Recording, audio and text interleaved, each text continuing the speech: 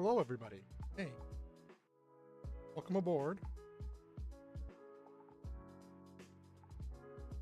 Let me let people know that I'm live. Started. I'm gonna be munching on food a little bit towards the beginning before we get into the stream proper. Because I'm not very good at doing streaming if I'm hungry. I know you gotta stay hungry for success, but it doesn't work if you're hungry for food.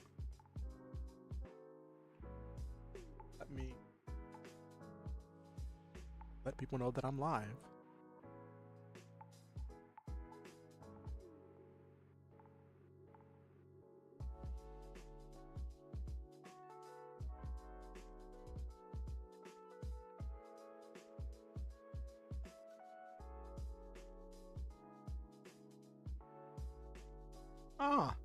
Avavers liked my tweet. I really enjoy catching up on Avavers streams.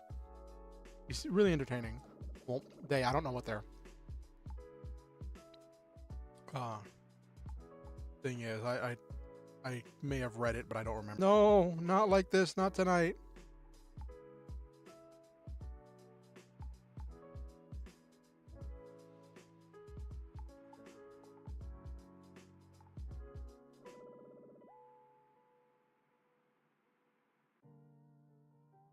We doing all right tonight?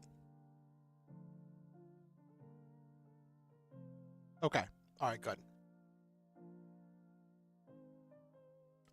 My OBS just told me it disconnected. I was like, no. Not like this. Gosh, OBS.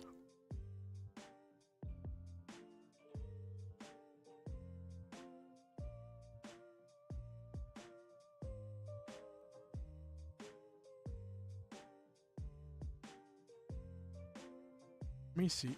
All right.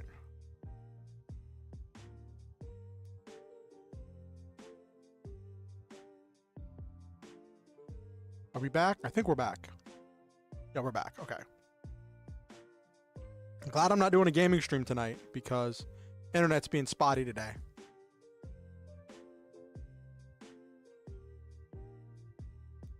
I hope you all don't hear me chewing. I'm eating Spanish rice and peas and some vegan burger patties. What I'm eating today.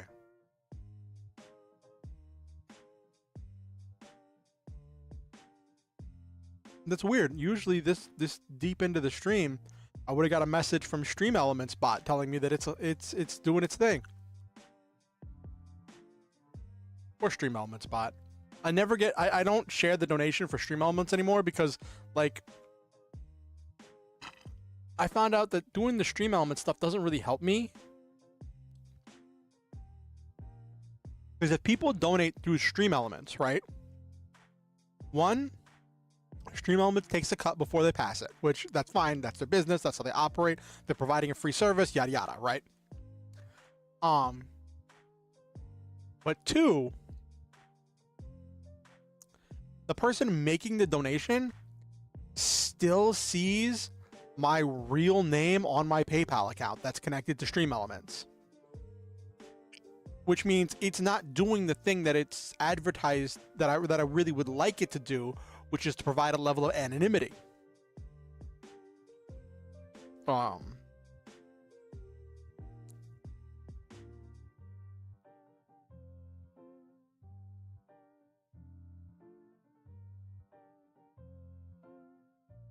Which is slightly frustrating.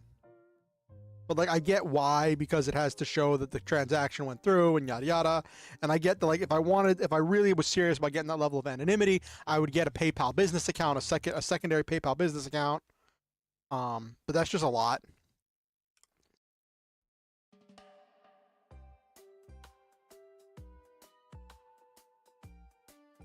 And as a person who gets maybe 3 donations a year, I don't think it's worth it for me to maintain a PayPal business account just for that level of anonymity. When I can just tell people, hey, don't share my legal name. And run with that. Am I live? Am I still live? Okay. YouTube says I'm live, so I'm presuming I'm live. No Silva and no Nabiru. It's weird because Silva was just messaging me on the Book of Faces, so I would have expected Silva to be here already.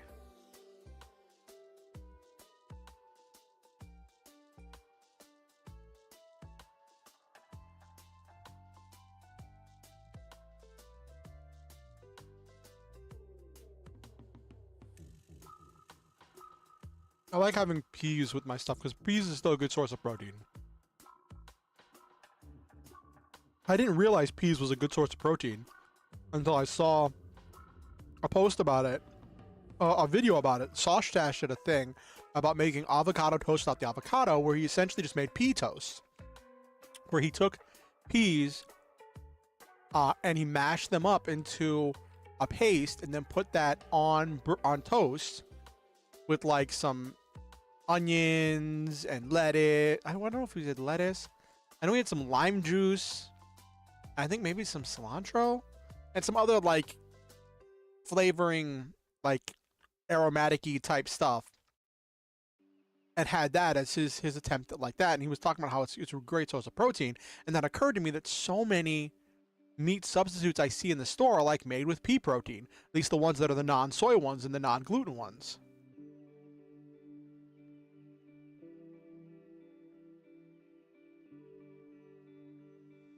So I'm hoping that having the peas will fill me up faster, so I have some leftovers. Because you want to cook once and eat twice, which is not something I'm great at because portion control is barely a word in my vocabulary.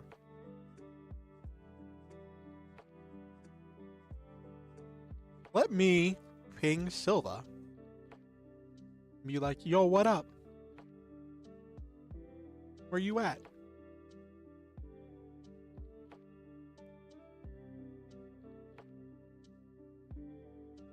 Music tonight's from GameChops.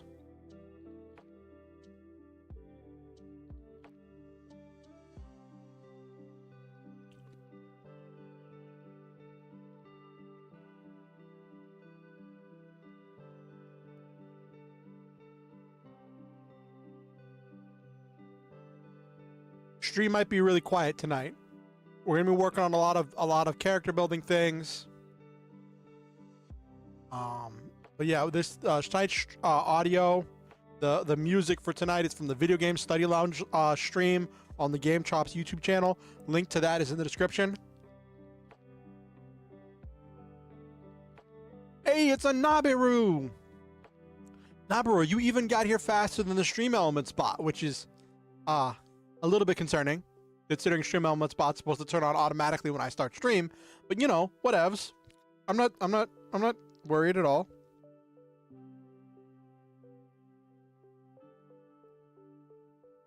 You might like tonight's stream, Nabiru. There's the Silva. The bot is odd towards you, Nabiru. Oh no.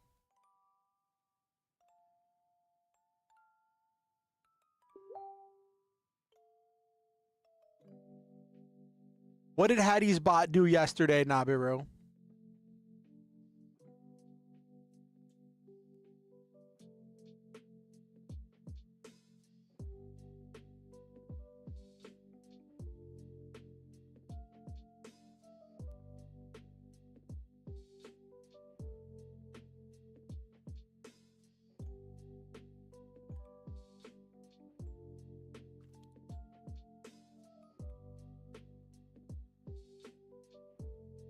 It refused to play ads for you.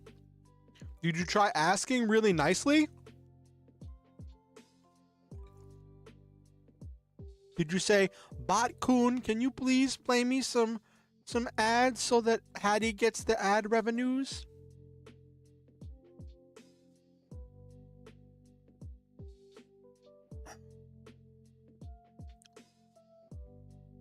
Mm-hmm.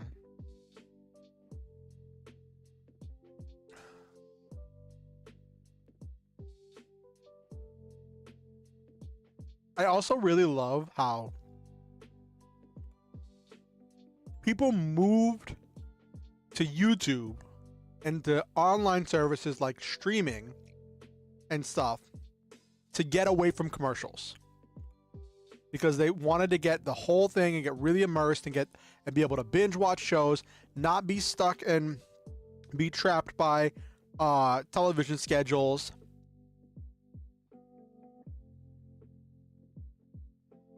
People wanted to have more control over their viewing experience, right? And that's the thing that they were after. That's the thing that was the promise of the internet when it comes to entertainment. And we have seen, we have seen the internet very steadily be taken over by more and more commercials. More and more commercials. There are more and more things at play that are trying to get money, trying to get ad revenue, trying to advertise and sell you things, right?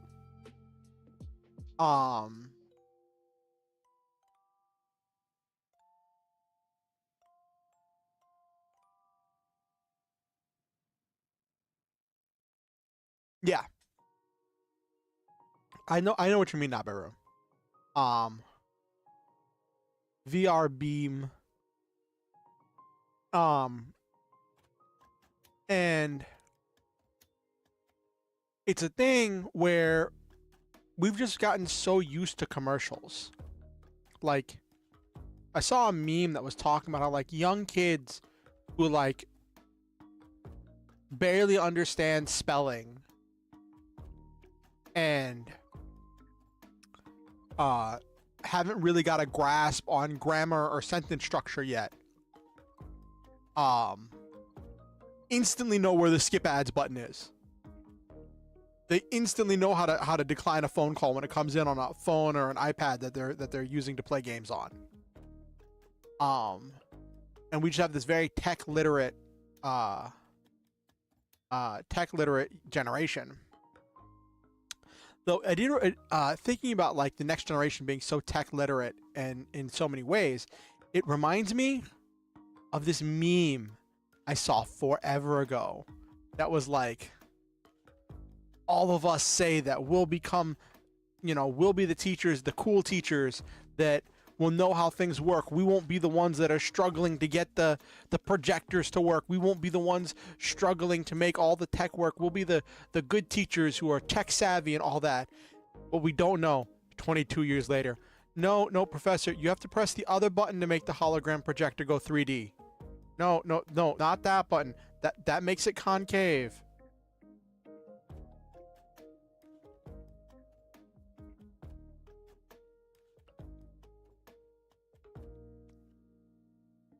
Back in my day, we had flat screens.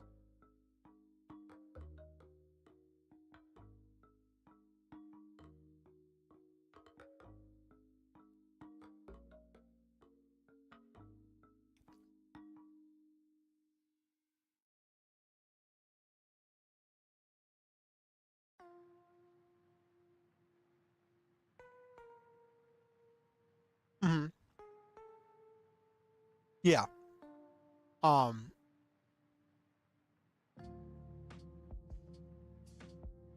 And there are some commercials, like movie commercials, I can get behind. I enjoy those because that lets me know what's coming out soon.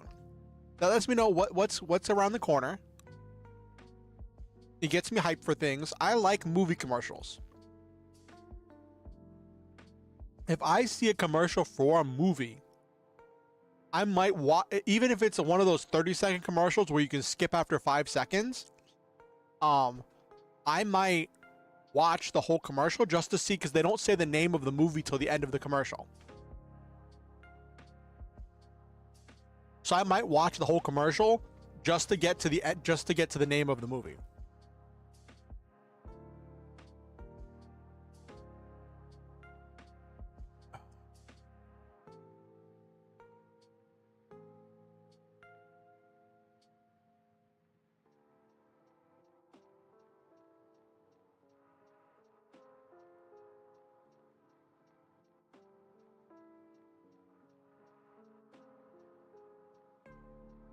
So, like I was saying, Nabu, I think you might like tonight's stream because, yes, for Lancer.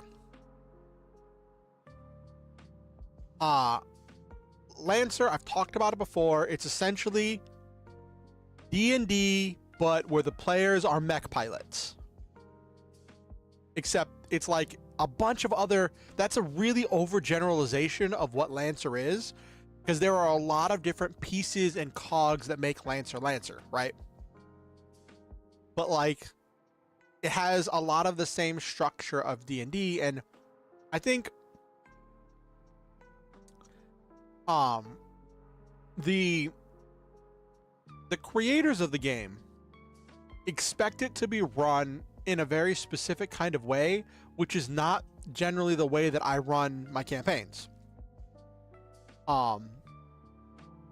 And it runs into the same issue that I see happen when it comes to planning adventuring days with D&D 5th edition. In D&D 5th edition, everything is balanced on the concept of having 2 to 4 combat encounters between long rests. Everything is balanced for that, and in getting like 1 to 2 short rests in the middle. But the problem is, if you do that for D&D 5th edition, there's not really time for anything else. It gets exhausting. You have, like, depending on how long your session is, because of how complicated and how long D&D 5th edition combat can get, right? Especially at the later levels, you're looking at having like for one adventuring day, having like 4 to 8 sessions, you know, spending 2 months on a single adventuring day. And that's not realistic for what a lot of people want from role-playing games, from TTRPGs. Lancer is balanced around doing multi-stage missions, and the party going for these multi-scene missions that are like 2 to 4 scenes long, with maybe getting time for 1 to 2 rests in the middle. And a rest is it's essentially a short rest. It's an hour, and you have all the stuff of a short rest, right? And that's how Lancer is balanced. Is balanced for doing that. I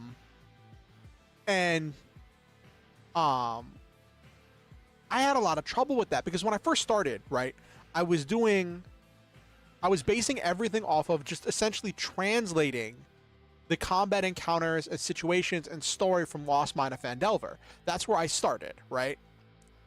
And that gave me some really good, like, dungeons, longer encounters, more intense things for the players to go through, right? And that led to different situations, but then as stuff happened, the players began to find ways to circumvent some rooms, to get around certain things, and overall they found ways to bypass some of those combat encounters. And look, I know I could just make new combat encounters, but I wanted to reward them for, like, if they go through all this trouble to skip one combat encounter and they just get a different combat encounter, that's not really rewarding them. Unless there's some kind of a threat that they really didn't want to face that they end up facing. And I know that my campaigns tend to be very narrative. Very narrative driven, with a very complex and advanced storyline with a lot of moving pieces in over the course of the story. And for a long time I was just running single combat missions.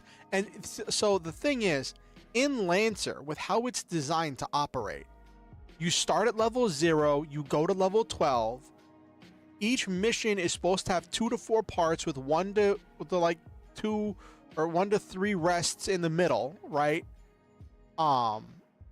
Between some of the parts of the mission. And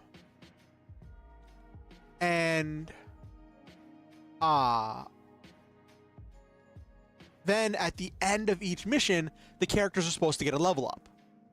That's how it's supposed to go. So a campaign is supposed to be stretched for essentially 12 missions, each mission having multiple combat encounters, each combat encounter taking 1 to 2 sessions. What's that break down to? That's like, if you average like three combat encounters per mission, that's 36 combat encounters over the course of 12 levels. If each combat encounter takes 2 sessions, that's 72 sessions. But that's also really generous. And geez, that's actually like 6 years. Wow. Huh. That tells me what I need to do more of, but the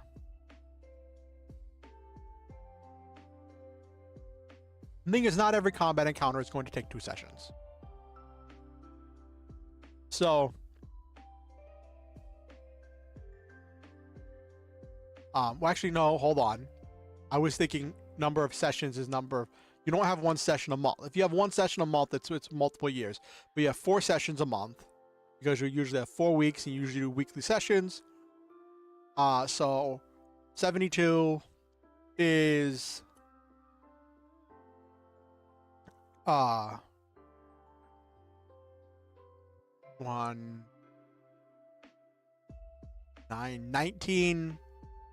19 months, so it's a little over a year. Like, actually, just between 1 and 2 years is like a full campaign.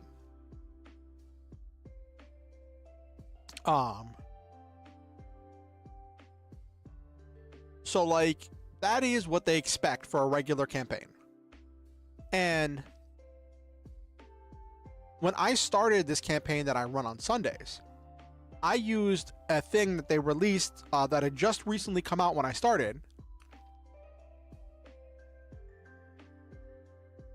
It's an alternate leveling system where instead of you get a level up at the end of each mission,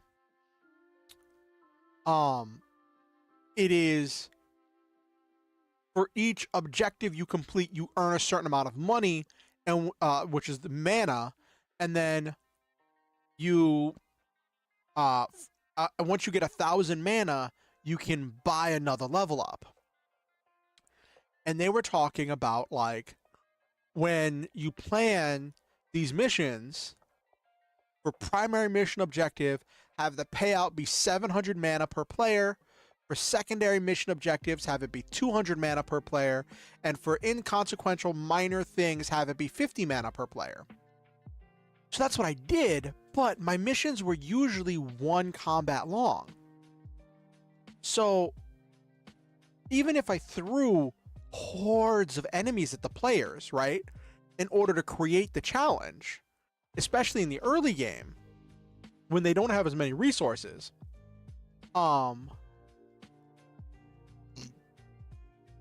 excuse me. Even if I threw all of these hordes of enemies at the players, they were running through them so fast that they were getting their level ups. And especially in the early game, when they didn't have much to spend money on. Now, later in the game, they have other projects and resources and things they want to spend their mana on. And I'm giving them more, now that I'm getting a better feel for it, I'm giving them more money sinks to sink their money into. Yeah,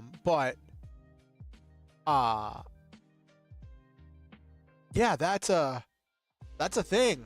And the players were just leveling up so fast, and they kind of just blitz through the early game levels until I finally got a hold of it. I realized for the shorter missions that I'm sending them on, I needed to scale it back. if I'm sending them on one fight missions that are going to be relatively quickly, have it pay out about 200 mana per player. And then secondary objectives are 50 mana per player. And then for minor inconsequential things, do like 5 to 10 mana. So then it allows them to complete multiple missions, complete multiple objectives, and like the big stuff is going to cost a whole bunch of money, right? Like the big stuff will pay out the 700 mana. The really big overarching like story bosses will pay out the 700 mana per player. And that facilitates a much more like long form kind of game where the game isn't about doing big missions as much as it's about doing a large number of smaller missions and having them all add up together to make a larger picture. So that's what I've been doing, and I've been really getting a grasp on it. This campaign has been running for my Sunday campaign has been running for over a year. It's been over a year game time and over a year campaign time. I mean, over a year like real life time. And it's become just a big part of our lives, and it's just grown into this big thing that's just become really cool.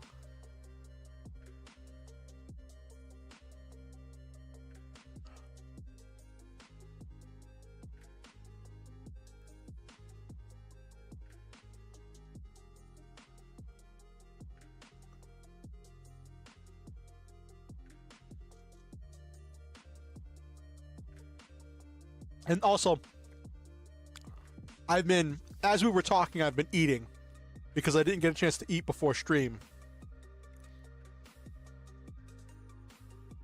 I made Spanish rice and peas with some vegan burger patties. Speaking of eating, I tried Taco Bell's vegan nacho cheese earlier this week. Oh, last week, actually. It was okay. It tasted a little bit bland, not gonna lie. Yeah. Very early on, I was messing up and I was having a lot of trouble, and that led to this very interesting complication where the players were like, they would be leveling up in spurts. They'd be having a lot of like role play sessions where they were doing some stuff, but they weren't getting paid for doing stuff, and they were doing all of these like little things, or they'd be getting paid minor amounts here or there. And then they would chase down the bounties and they would get these massive payouts, or they would do all these other side objectives and they would get these massive payouts, and they were just blitzing through the levels. And so there was these like stop and start, stop and go, stop and go. And right now I'm introducing them because I got kind of burnt out on Lancer combat for a little bit, and I'm reintroducing them to Lancer combat. And we're not reintroducing, but the characters, it was funny. The characters had a training session, and it was a training session for both the players and the characters because we haven't had a combat in so long. We haven't had a combat since the characters leveled up, right? So everyone is like, all these new abilities, they've changed. Some people changed up their builds and changed up their entire strategies, and they were anxious to get a chance to test their stuff in combat and use it. And I hadn't run a combat in so long that, like, even though I'd done all this preparation, there was still stuff I was forgetting. And it's really funny because at first we're like, oh, I would have done so much better if we'd done this. But then we find out that we were misdoing one thing. Like, so at first it was a thing where they're like, one player was like, oh, if I'd remembered to do this one thing, I would have been doing so much more damage, right? And then when we went back through it, that player, it turned out, had been doing something else completely wrong and doing bonus damage that they weren't supposed to be doing. So we were just like, oh, well, that kind of equals out at that point. Like, you were missing doing damage for one thing, but you were doing extra damage you shouldn't have done for this other thing. And then, like,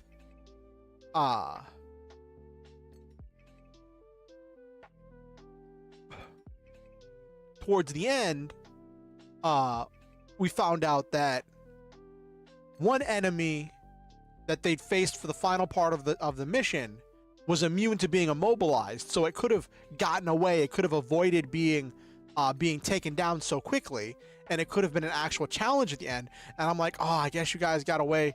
You know, I got to remember that next time. You know, you guys got off pretty light on that. But then we found out that there was this mechanic that we were all doing wrong. That was for how you calculate damage for this one type of defensive thing, overshield, and we were all calculating that wrong. And then we're like, okay, so I guess you were taking more damage than you were supposed to there, but then you dealt more damage than you were supposed to here. So it kind of equals out. So I'm kind of calling it a wash, as like the number of things that help them versus the number of things that hurt them kind of cancel out. And I think it was a pretty challenging encounter.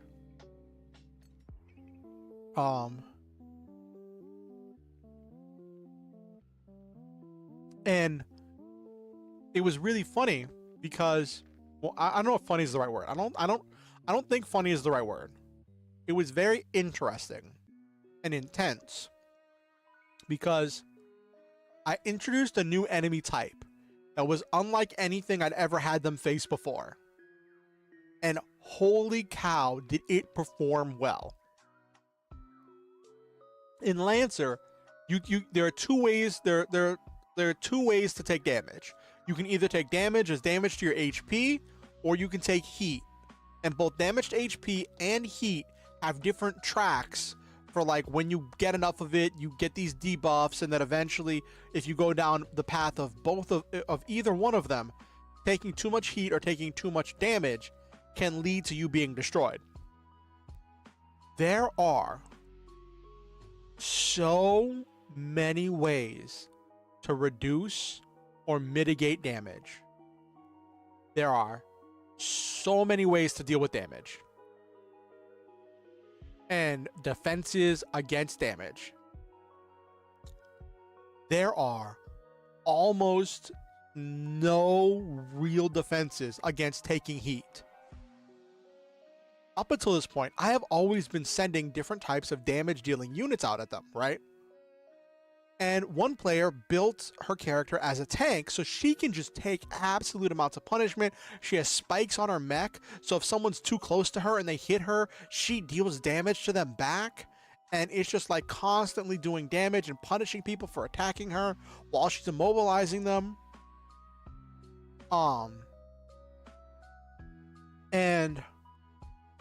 It's just a whole thing, right? Where she just really optimized for taking damage. And that's what the party has been built around. I introduced an enemy here that it was an enemy type, because in Lancer they give you different NPC like classes and templates to build NPCs with that are balanced for what the players are up against, right? I introduced a unit that I've never used against them before, that they've only seen get used by other NPCs, that had a weapon that dealt 5 heat, that was really accurate, didn't do any damage, but just dealt 5 heat. So, and it had a thing where it could hack enemy units, and if it hacked someone, it made them take 5 heat. And then it would jam them so they couldn't use any of their weapons or abilities. In an ideal situation, it was doing 10 heat a turn if both things hit, right? The tank, so there's this thing called stress and structure in Lancer. If you have a HP pool, like the tank had 28 HP with armor and other defenses decreasing damage. If the tank took 28 HP they would lose one structure, and then the HP would refill back to 28. And then after they've lost, as they lose structure, they get different debuffs. And then after they've lost their 4th structure, the mech is destroyed.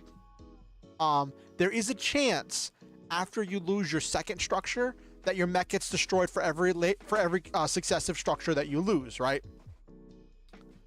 And then with heat, the same tank that had 28 HP, had resistance, had armor, had all these things for reducing incoming damage. That same unit had 9 heat that it could take. So, and it had no defenses against heat. And the only difference is that if your HP goes to 0, you lose the, if you, like, that character, if they take 28 HP, they lose the structure. But that character, if they take 9 heat, they have to take that 10th heat in order for the stress to roll over, right? So it's a slight difference. And then the stress is the stress on their reactor. And if they lose all 4 reactor stress, their mech goes gets blown up. After they lose their 2nd one, there is always a chance that their mech blows up.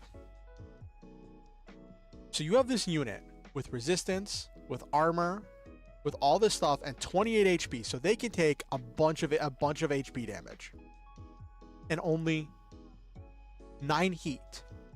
And then there is a unit that ideally is dealing 10 heat a turn. It wreaked havoc on the team.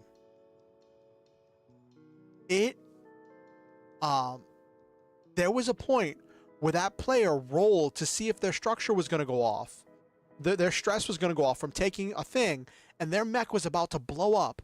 And one character had to use their magical paracausal super space magic ability in order to let them re-roll in order to stop their mech from detonating.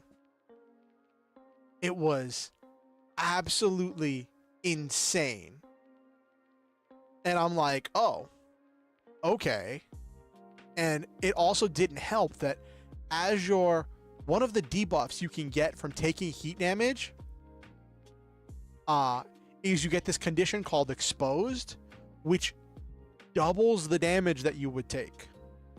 So that character got exposed because of the heat damage they were taking, and then all the other enemies started doing regular damage to this now exposed enemy, and took off one of their structure too, and like were like making them use their repairs to save themselves.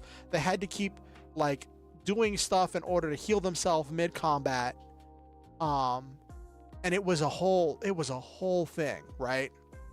And I think that player might have been getting frustrated because like and I'm a little bit concerned that I might have overdone it a little bit, but like her entire build is based around being able to absorb damage. So she has almost no defense to heat.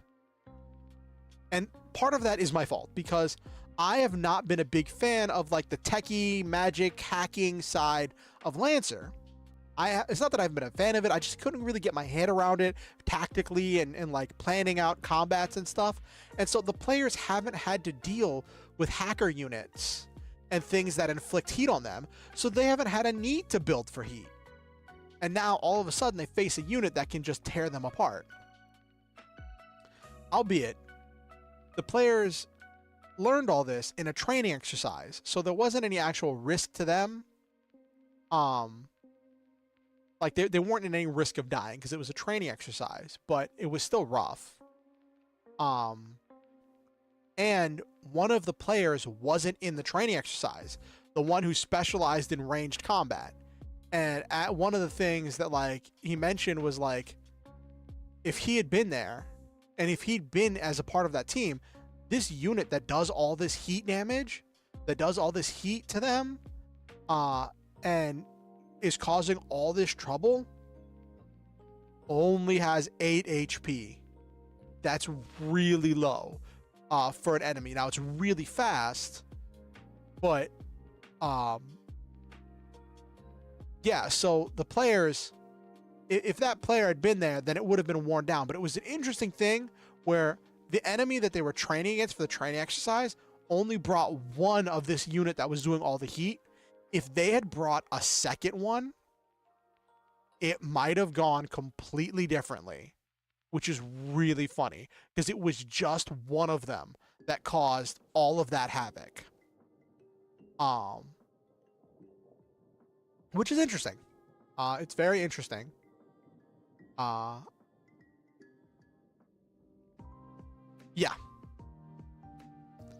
It is definitely a powerful it is a powerful glass cannon.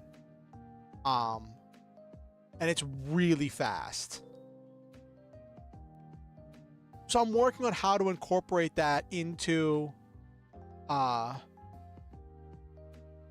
units that can do other things. That's what I'm working on. But that's not what we're doing tonight. Give me 1 second. I'll be right back. I was eating before, but I've gotten to a point where like I'm pretty much full, and I want to get to the actual stream and the thing that we're going to be doing, and I don't want to have my food sitting out while I'm doing that in case any bugs crawl around. So I'm going to go to the intermission screen. Don't go anywhere. I will be right back. I'm just going to run upstairs, put my bowl of food in the fridge, and then I will come right back, okay? Don't touch that dial. I definitely think that you'll like what we're doing tonight because we're doing stuff with like different factions and different organizations and planning out what those organizations are doing in the background and how that affects the players moving forward into the future. That's what we're going to be exploring tonight. So I'll be right back.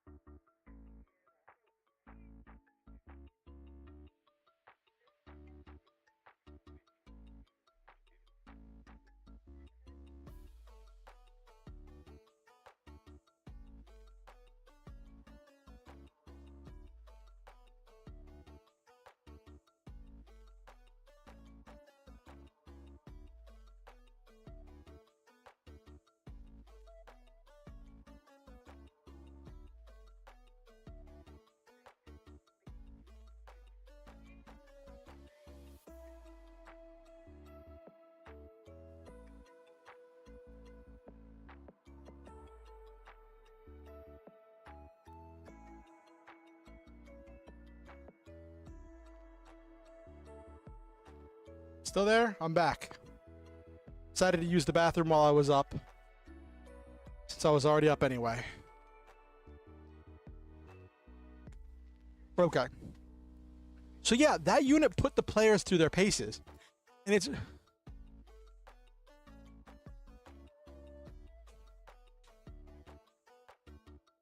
That's also true. I think there's units that do that. There is actually a unit that does that. That I just introduced to the players, which is really funny. And also, like, there's been a whole thing that the players have been dealing with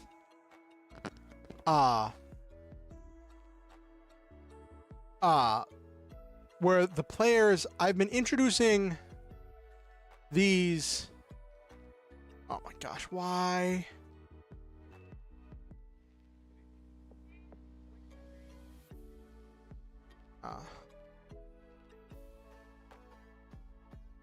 Yeah.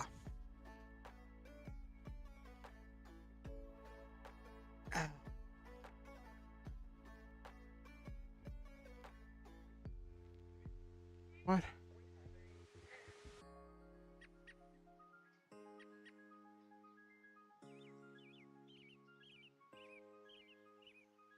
So give me 1 second.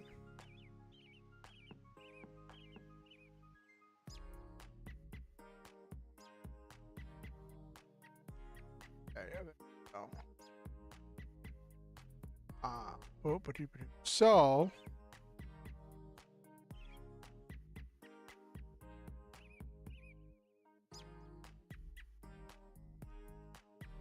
okay, there we go.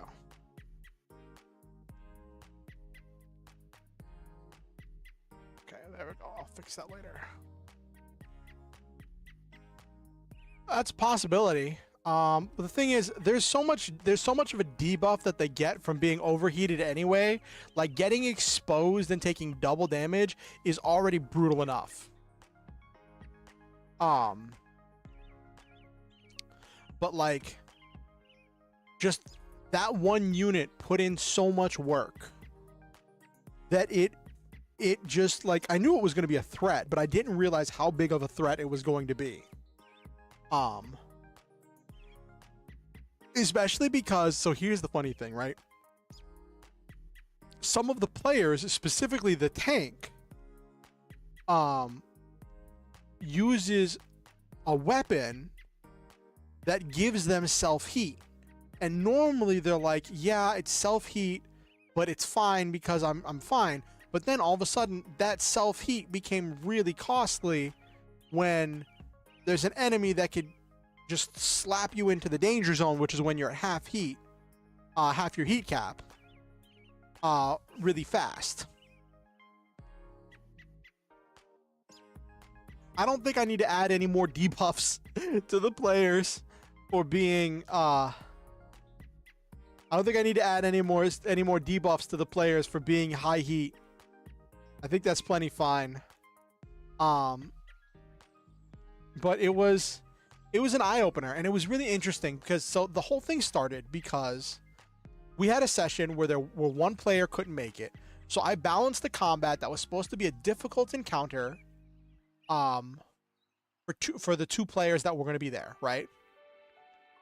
And so they were like halfway through the combat before we stopped in order to let some, like, end for the night, and then we picked up the next week. And then this past week was the second half. And, like, the player who had been missing before, right? Well, not missing. They had IRL stuff that they had, like, work stuff they had to do, so they couldn't make it. Who hadn't been there for the first part was going to be there. So we had to figure out, what are we doing with this player for the first portion of this fight, right? For the first portion of the session when the fight's happening. So we role-played him finding out that they were in the fight. They all have watches that are like biometric measurements to let each other know if somebody's in distress. And it's like, yeah, you're doing whatever you're doing. It turns out he decided to finally take a day off and relax. Because his character's always working on something. And in the middle of his relaxing, his phone, his watch alarm goes off, and he's like, "Oh no, what's going on?" And he checks comms, and neither one of them is ready to explain. One character, the tank, is just really, really frustrated and like not having the patience and not having the spare attention to give to explain what's going on. Checks in with the other player. The other player is the support player, who like was deep into some like esoteric techno babble, like space magic chanting in order to use their abilities. And so this character's like not knowing what's going on. He finally finds out it's a training exercise. So he decides to get snacks and watch the training exercise. And he gets like banana chips. And it was so funny. He was obnoxiously chewing his banana chips. He was obnoxiously chewing his banana chips into the microphone so the other two could hear the sounds of him chewing. It was so silly.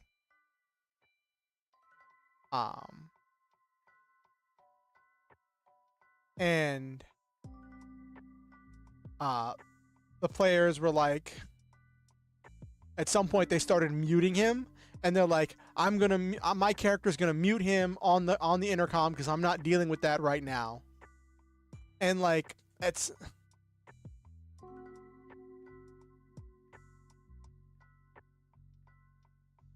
what if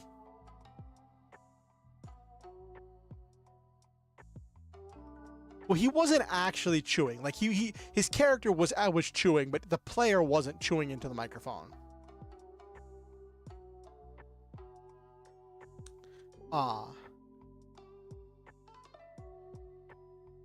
But the Tech Chunibyo is kind of a thing in Lancer. That's kind of how the space magic works in Lancer. Is they're all kind of chuny a little bit. And so, but as he saw them actually starting to have trouble, right?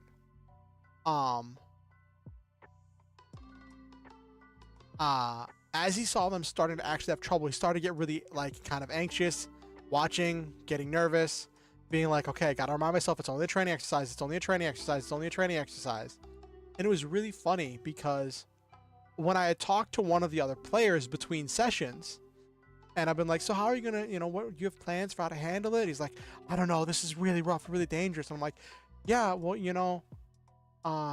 if one of you goes down, they're gonna ask you if you want to continue the training exercise.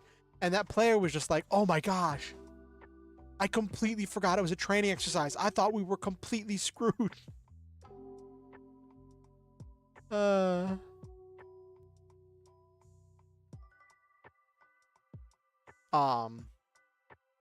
But yeah. So let's get to tonight's stream. Let's get to tonight's subject matter. Might have to create a couple windows real quick. So let me this.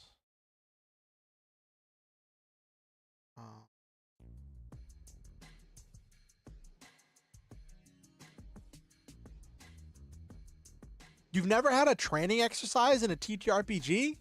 That was how I used to start my superhero campaigns, was a training exercise in order to be a team building exercise.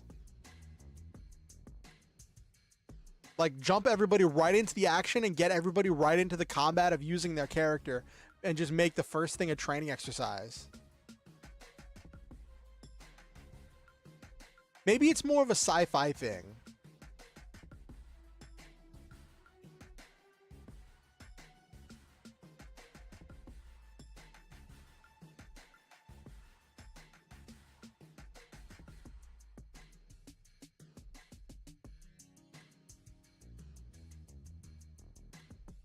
Well, the thing is with it,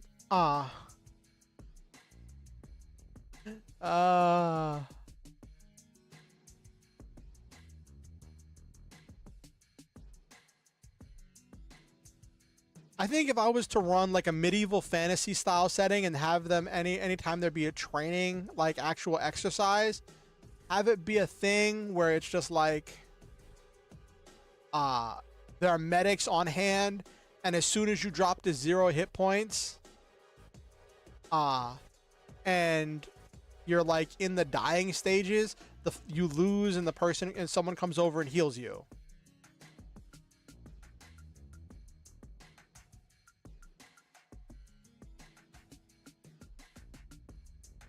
But yeah, training practices can be a good way to like allow players to practice their combat skills and get a feel for how their character performs in combat, in a slightly low risk environment where they can be a little bit they can be a little bit more adventurous.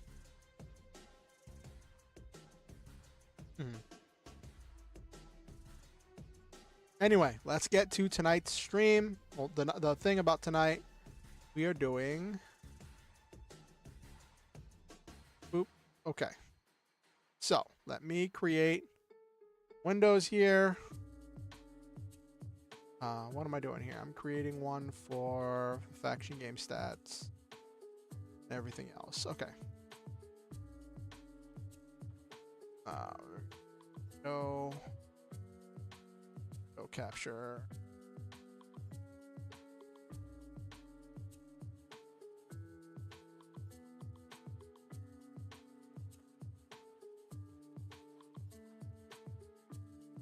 Boom.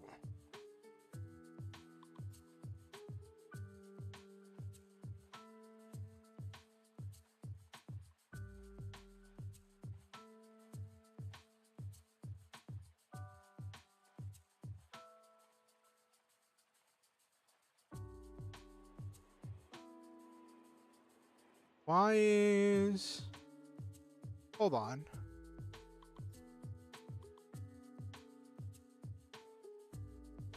Okay, there we go. Cool. All right, so now let's get everything situated.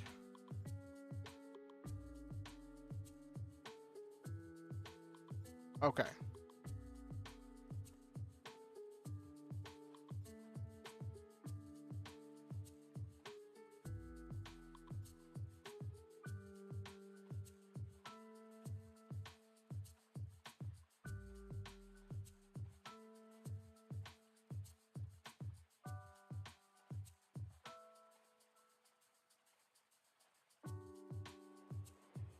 Okay.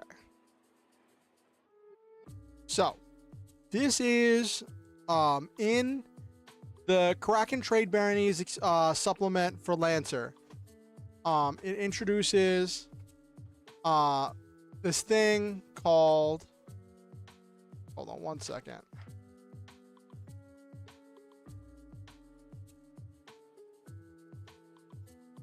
Cool. It introduced this thing called the faction game, right? And the entire point of the faction game is you create factions. Being silly right now.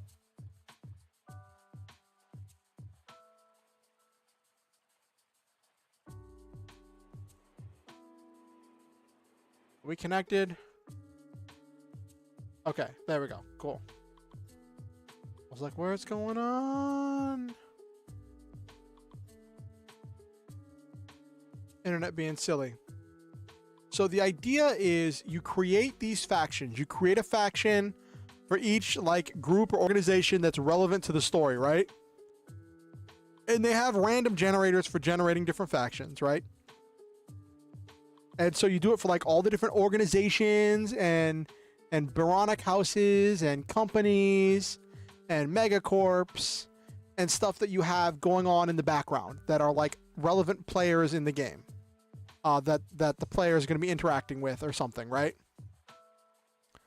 And then you assign them stats. You specifically, you would assign them power based on how powerful they are. There are different details. I left a lot of the details open because I didn't want to delve into too much stuff. And there are two things that come into play immediately, and there is faction aid, where the players have a chance of asking a faction in order to assist them, and then there's faction interference, which is that if they have an enemy, if they've made an enemy of a faction, that faction might choose to interfere on one of their missions. So that's one thing where, like, how it directly affects the players, right? And you have to keep track of what the relationship is between them, and then sometimes if you have if you have a close friend or close ally, if the players have a close friend or close ally on one of these organizations, they would count as having player stock, which the players could cash in order to get something.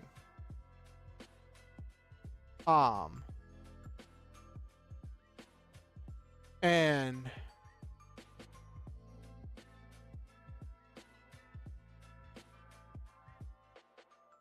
but they could use the stock in order to, like, keep them from losing status with them. It's cool. And then there's the actual individual stats: the might, influence, subterfuge, and stock. I don't know why they use the term stock twice, but they did, and I guess that's how that works. And these are the actual stats that are relevant for the different factions. And based on whether they're a low power, medium power, high power, or uncontested superpower, that determines their starting points that they have to assign to these different stats. And then you assign the points based on how you see how they fit within the world. What powers they have at their disposal. And one thing it talks about is each rating represents depends on the relative scale of the game. Ratings indicate not only a faction competency, but also its size. So, for example, a group with 0 might be exceptionally small, even if it's made up of competent fighters or builders, but it's just so small.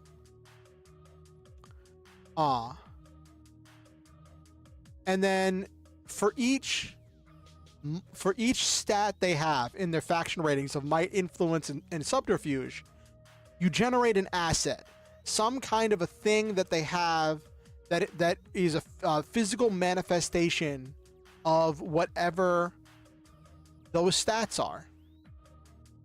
Might assets could be a mercenary company or an armed space station or a capital ship.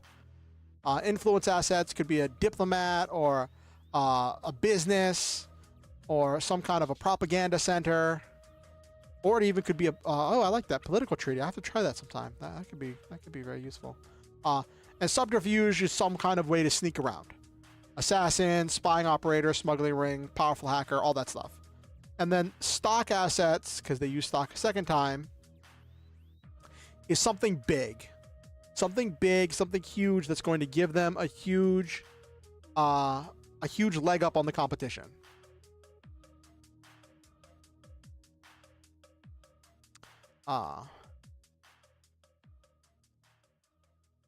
And what you do is anytime you're trying to have the faction do something and you're unsure of whether it's going to work, you roll for it, but you roll d6s based on the number of things between 0 and 4 for the stat. And then you roll for it, and you just take the highest roll, and that determines how successful it is, right? Now, all this stuff is really good for just dealing, like allowing the players to... Is OBS disconnecting, reconnecting tonight? Are we back? Okay.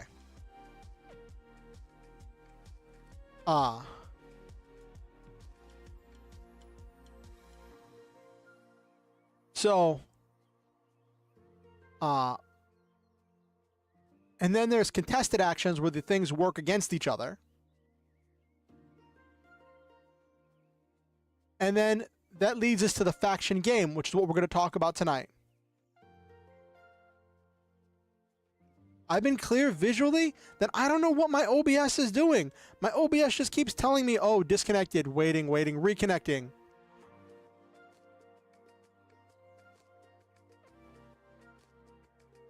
That's weird. That's really bizarre. So, the faction game is a very simple mini game that you use in order to determine. Maybe not. That might be a thing. Where it happens so fast that it takes longer for me to get the notification than it does to actually reconnect. That very much could be a thing.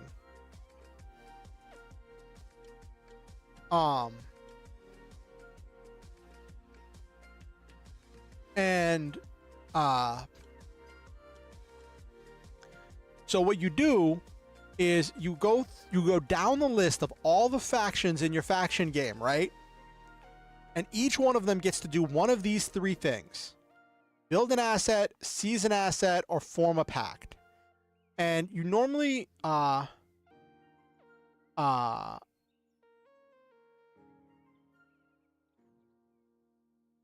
normally you would have used the dice of cards in order to determine, not a dice of cards, a deck of cards to determine the power rating for each thing, and then you would use that to determine who goes first. And the other way is to do it via subterfuge. I just went for tonight, for when I was working on this earlier, I just went down the list, and I just went down the list in each one. And what I did was, this is going to sound really silly, but I popped open Google random number generator. I'm going to ignore that it says OBS Studio is disconnected. I don't believe you, OBS Studio. And then I just rolled dice for it. Like for this, I rolled a D3. I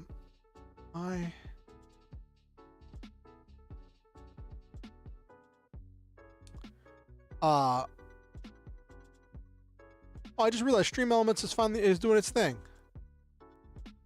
I just realized Stream Elements never said that the bot was online, but it's just been doing its thing. That's funny. Anyway,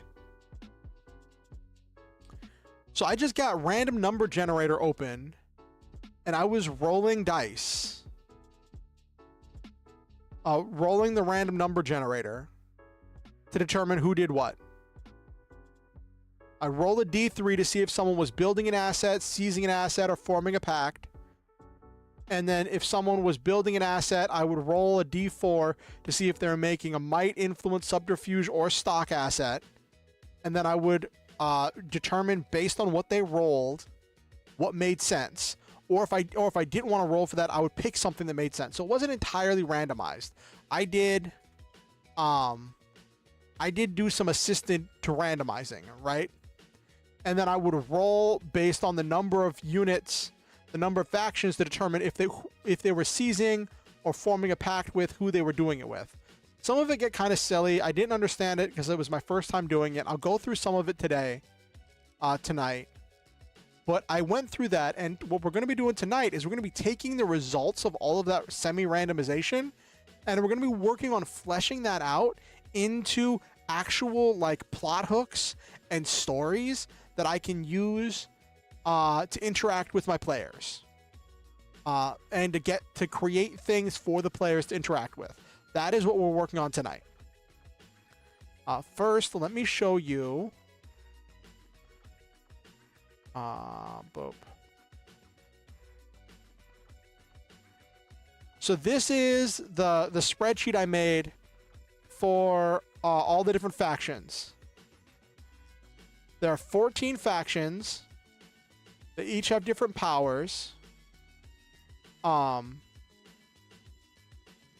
This is the status of whether or not they like the players. But and right now the player's only real enemy is the Corsair, which is a faction that they were fighting before that very much despises them. Everyone else is on pretty good terms with them. And then I assign things for might, influence, subterfuge, and then if they had faction stock, hold on, let me.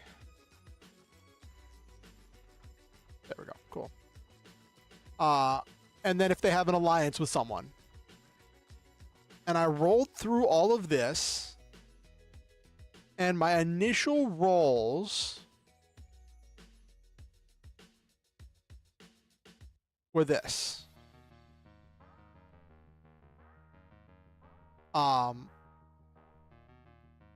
And these were my initial rolls, and then I wanted to expand this into stuff. So, going down the line, the Seth GDC tried to seize a military base from the anti-HA rebels and failed.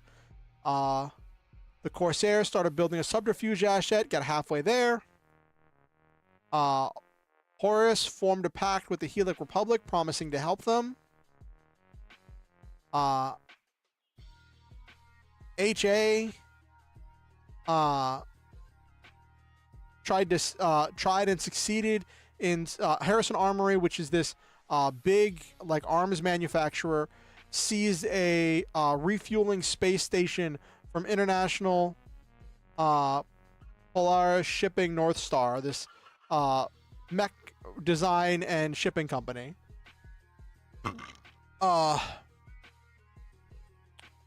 Actually, instead of going through all of this individually, I'm going to show you the Google Doc where I was expanding on most of this.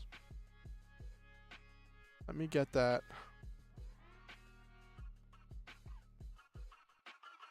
Okay.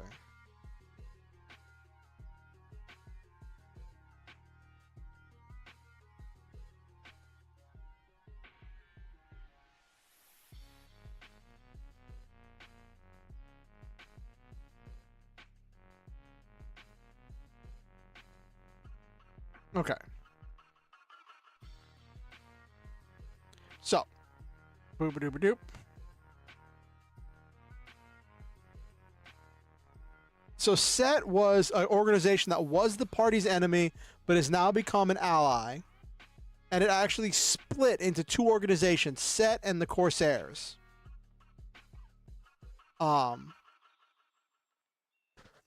Set launched a strike to seize a base being held by anti-Harrison Armory rebels, but they succeeded in repelling them. The Corsair, the player's kind of like rival villainous organization, started working on some kind of a subterfuge asset, and I was thinking that they're working on some kind of like a assassination squad or maybe like a covert ship or something. And then that got me thinking about designs for like what kind of a ship or maybe a fleet of extremely covert ships would they be using. So I started working on that, which is actually really interesting. Let me show you what I came up with.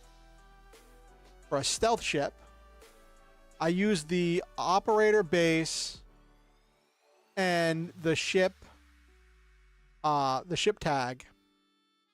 I should probably give this the no, I can't give it a lead if I do that.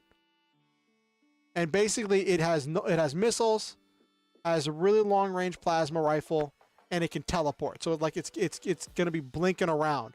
And seeing a ship that could blink around could be really scary. It can go real far. But the one thing is, if it gets destroyed, in order to keep its technology secret, it's going to immolate itself. So I don't know what if I'm gonna use this for who I'm gonna have get this, or if this is gonna be a new technology that some people are gaining. Like it's starting with the Corsairs was working on it for right now, but then it kind of gets stolen later, some of them, in order to be used. So, boop. Okay. Then Horus, this kind of technobabble, essentially they're the tech chunies, are trying to form a pact with one of the factions, the Helic Republic. The Helic Republic is one of the Zoids factions that I introduced, based on the Helic Republic from the Battle Story and from the Chaotic Century and Guardian Force anime. And the Helic Republic are kind of like the good guys, but they're very commonly the underdogs, right? And just because that's how the stories always work out. And in this instance, Horus wants their tech. Horus wants the Helic Republic's tech, but the Helic Republic is desperate for allies because the players talked to them. The players came to them and said, hey, this task force wants to work with you, but on the surface they want to work with you. Secretly, they want to betray you. So that's why they chose to accept the pact from Horus, because they need allies. They're not ready to exchange data yet, but they promise a mutual assistance pact to help each other.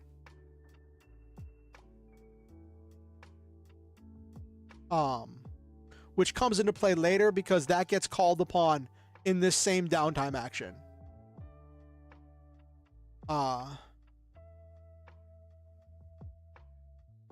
Then we have HA, Harrison Armory, seizing the IPSN. The IPSN space station.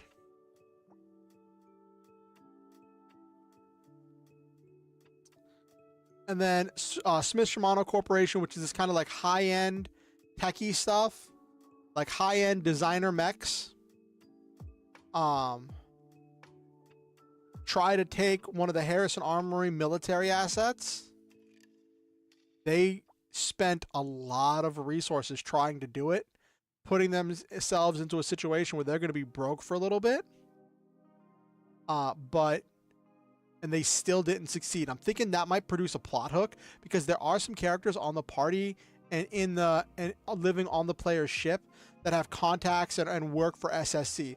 So that might be a plot hook where like you find out that I could do something with that. Let's do something with that.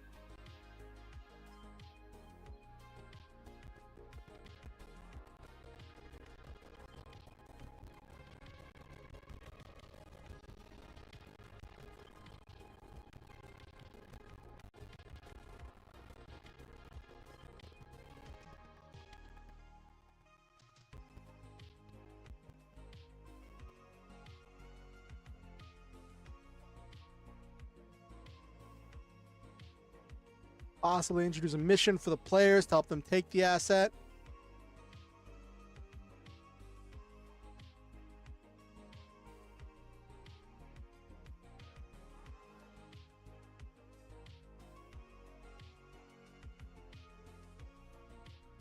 So that's one thing that we could do there. Then here, there are some players. Now, IPSN now has no assets on the Dawnline shore since they lost that space station. And so now they're trying to work on building an asset. Actually, let me check something real quick. Does IPSN have any stock?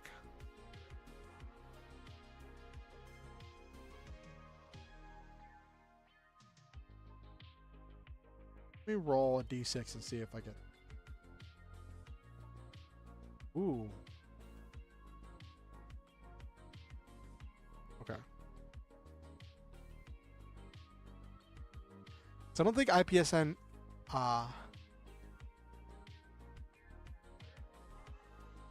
spent their faction stock. Okay.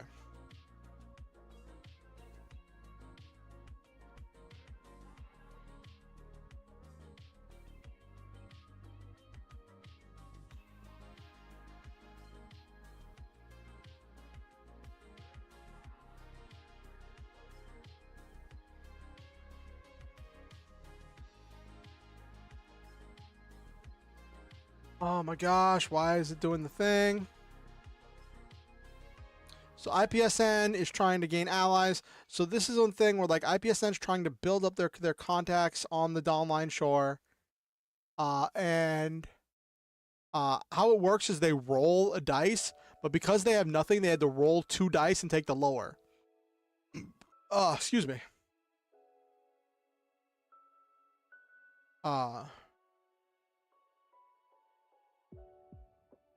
So I can have IPS for allies.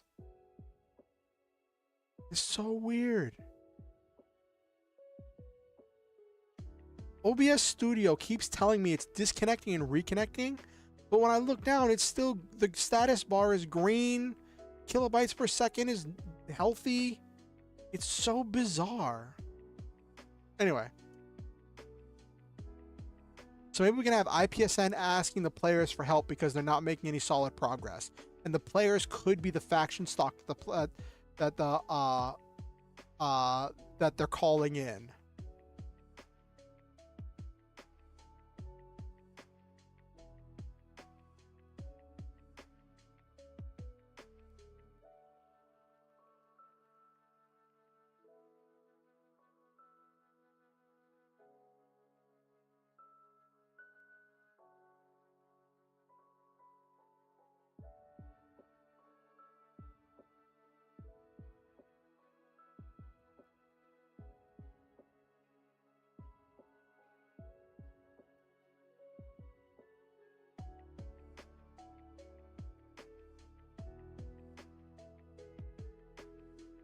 So could I ask the party to maybe do a mission for them? A small mission.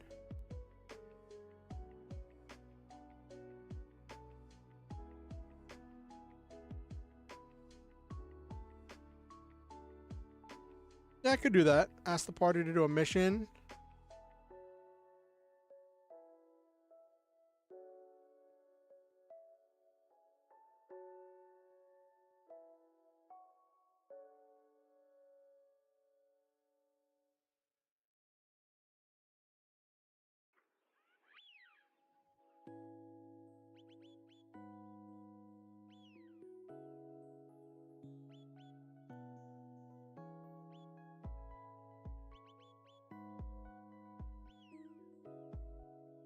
IPSN's reputation. Yep.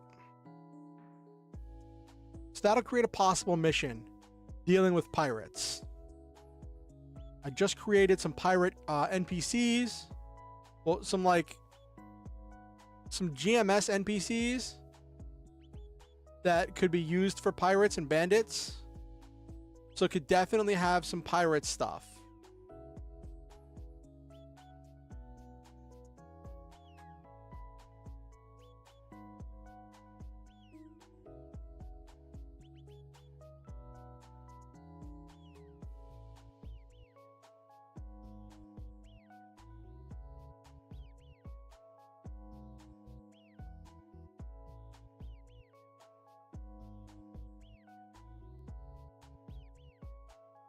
Okay.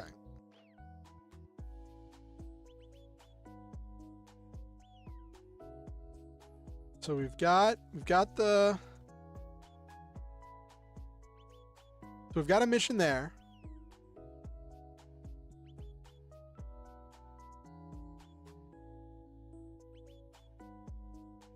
SSC was trying to take an HA base. So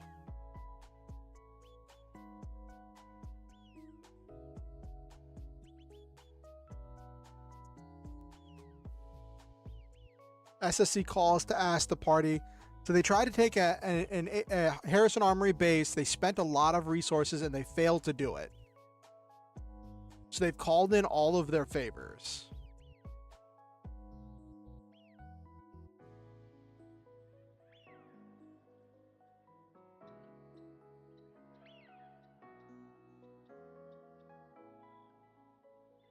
Did I get, hold on. I'm wondering, when I got those tokens, did I get any SSC tokens? I did. I did. Oh, that's going to be great.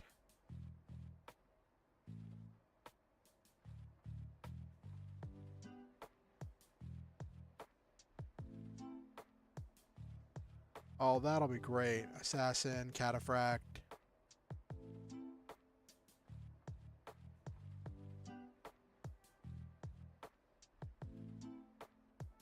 I could probably use their infantry unit as an assault unit.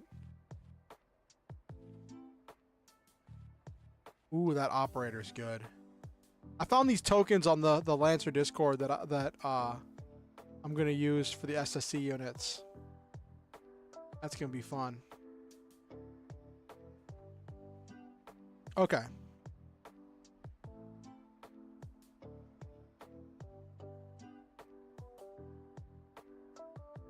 Maybe not to take the base. Maybe since they spent so much resources, maybe they lost some people behind enemy lines, and they asked the party to do a mission to recover their people.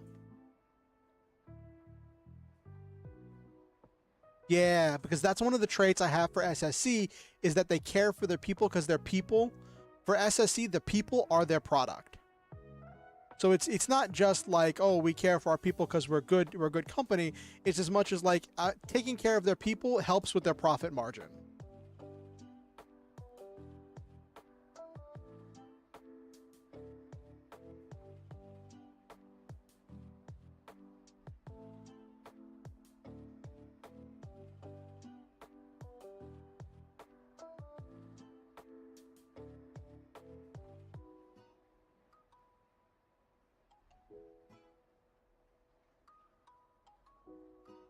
Okay, SSC calls to ask the party to do a mission to rescue some of their people. Okay, so now we're generating missions here. That's what I want. Generate missions for the players to do. Let's scroll back up here, actually. Can I generate a mission for each one? Then give the players ultimate freedom to choose how they react and respond to this. Because that was one of the things where, like, right now, the players didn't really have anything to do. So then they were just like, well, what do? And I'm like, I need to give them plot hooks besides these long esoteric things that they want to do some point in the future. But I don't want to overwhelm them because right now they have a lot on their plate right now. Because we had this interesting interaction where the players had agreed to go raid this the supply convoy to this base, right? But then they did this training exercise they were doing was with the organization that runs the base they're going to like be raiding. Well, they're not raiding the base, they're raiding the supply convoy, but still. So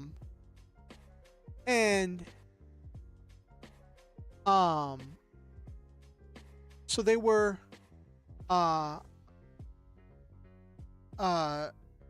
so they did this training exercise, and then they find out that the commander is the same commander that they're going to be running into if they raid the convoy.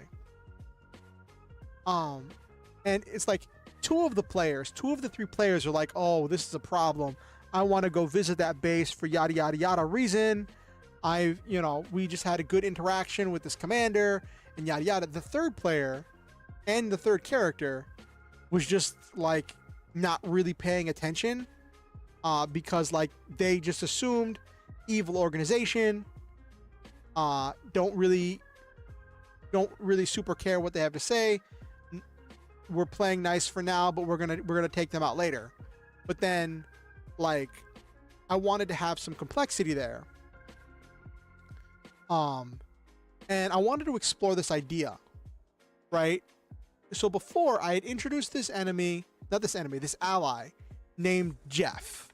Well, his original name was Lord Goldenblade, but he lost his title, so now his only name is Jeff Thompson.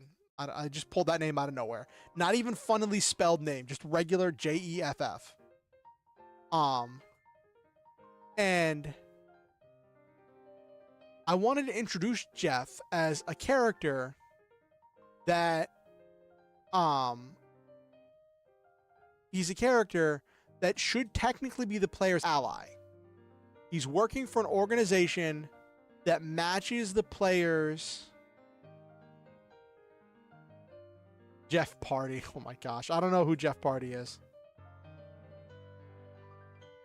But like, so the thing with Jeff is a character that is a member of an organization that is in alignment with the player's goals and ideals. But Jeff is a character that is very annoying and whose pride and arrogance make him a problem and a frustration and a thorn in the side of the party, right? Just difficult character to talk to, difficult character to work with. Very much has his own agenda that gets in the way of him doing his job, right? And then with then on the opposite side, right, I introduced this other NPC, the most recent session, Colonel Schwartz, who's actually based on a character loosely, very loosely, based on a character from the anime, and from the battle story of Zoids. And I wanted to introduce him as a character that is part of an organization that the players should technically be opposed to, who's like opposed to them philosophically and stuff. But Colonel Schwartz, he's just a nice and honest guy who just is trying to accomplish his goals with as little loss of life as possible. And so it was the idea of introducing a character that is technically opposed to you, but is someone that your character would be able to have a good conversation with, and someone that your character could see themselves being friends with. And that idea struck home with two of the characters. Two of the characters are like, as soon as they realized that he was the one that they didn't realize it till I mentioned it after the session. And they're like, wait, oh no, what do we do? What do we do? What do we do? And then that's what they're like. And then the third player was just like, we just raid the caravan. But 2 out of 3 ain't bad. You'll link it later? Okay.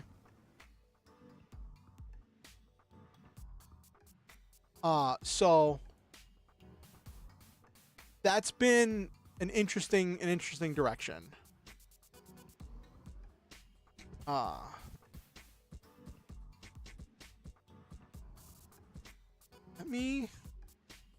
yeah, I don't know where I was going with that. I think I was talking about how like, I'm working on developing these storylines. And the next thing that the players are supposed to be doing is doing that raid.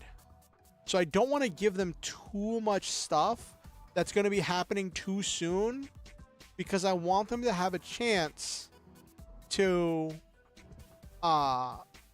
complete this raid without piling on too many things for them.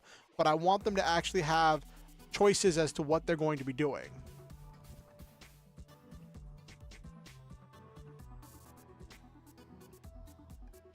All right.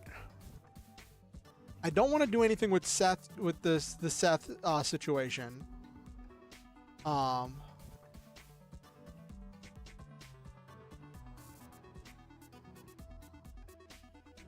Because Seth doesn't have a lot of money to be hiring people out. The Corsairs, that's just going to be an ominous thing hanging over the players. This resolves itself. So I don't have to do anything with that.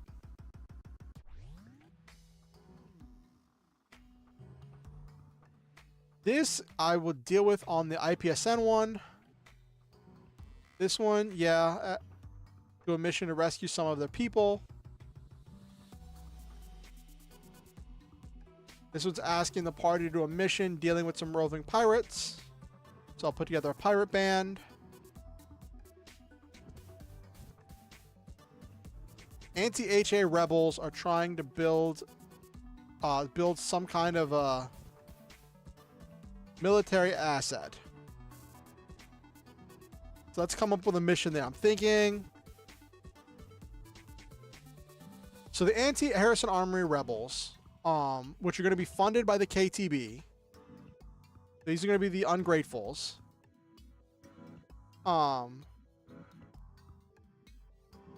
Are trying to put together some kind of a military asset.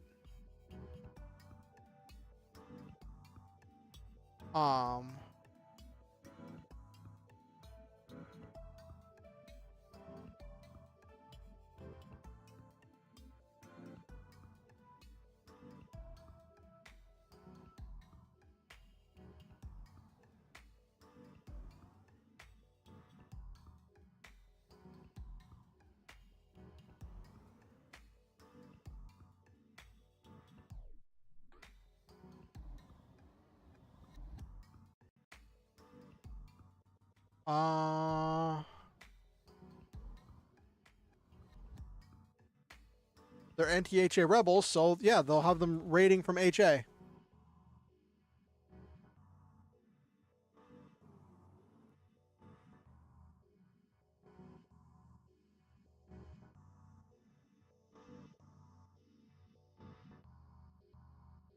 Want to steal some goods from HA.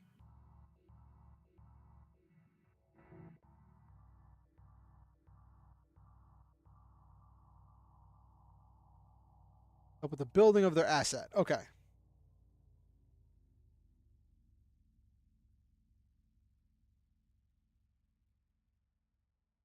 Okay. So that's a mission there that the players can choose to do. I'll have to come up with prices and payouts for each of these later.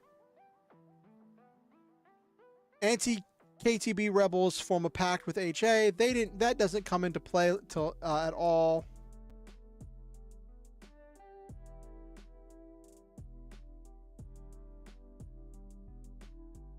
Actually, let me roll something real quick.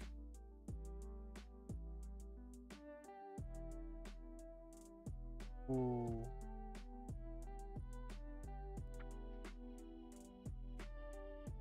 Because I forgot about that for this mission down here.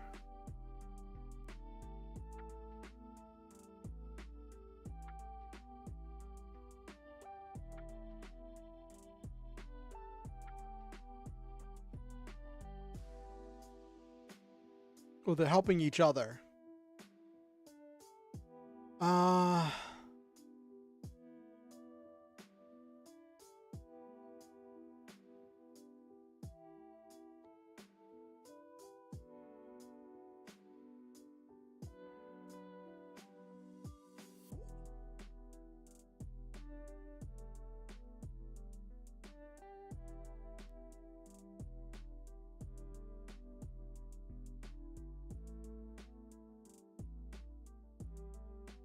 I don't think anyone else tries to take anything. Okay. Go to the rolls here. This was...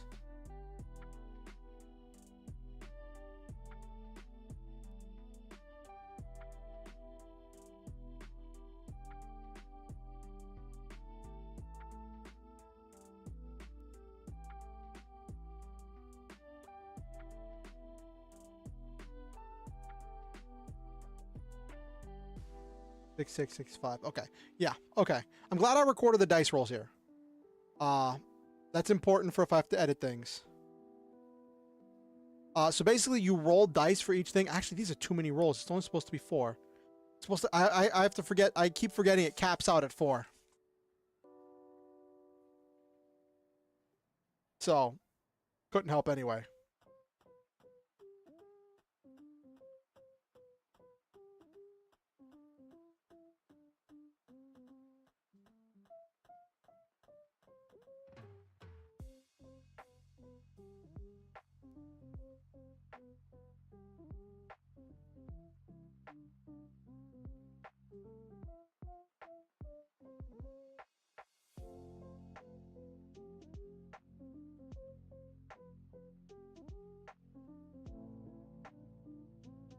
And then... So what do I want to do with this? Because the players just made alliance with Gylos Empire. Helix Republic tried to seize a House of Stone asset.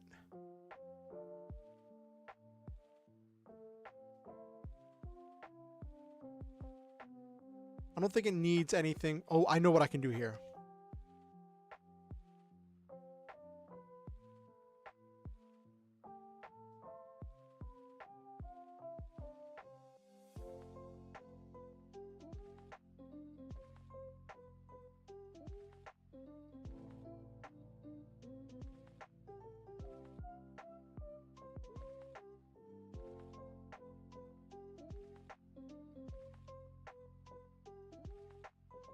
And the pact. That's the word I was looking for. I couldn't remember the word. Pact.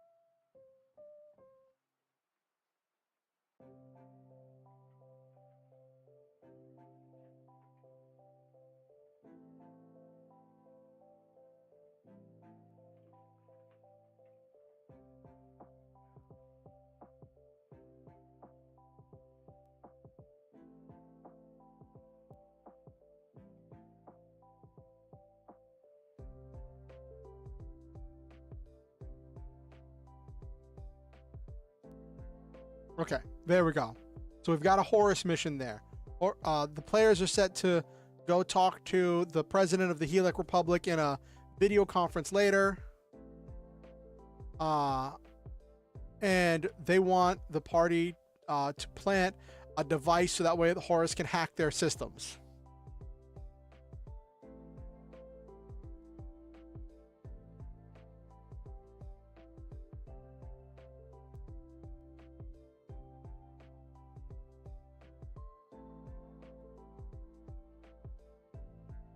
I might make this covert, this stealth ship over here, and the stealth assault I was working on be House of Stone stuff, because House of Stone did something else. What did I have them do? I have them working on a subterfuge asset. They spent a lot of stock in order to be able to do it. But I also had... No, I had someone else.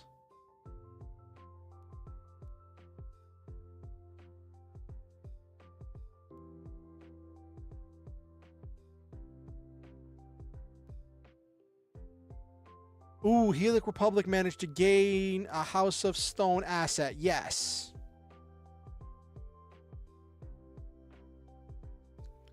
Okay.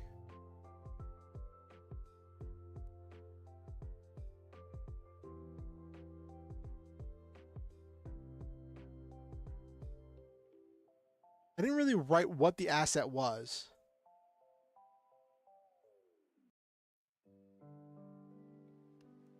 What did I put in my notes? Let me take a look.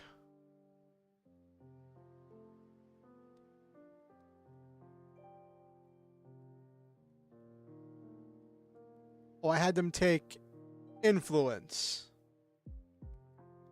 Okay, an influential asset. I don't know how they would take... How would they take an influential asset? Maybe they got...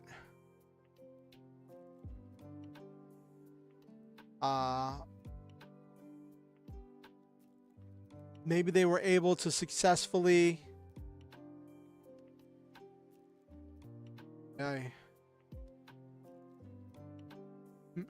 Could go meta. Could have them finding a mole in their organization.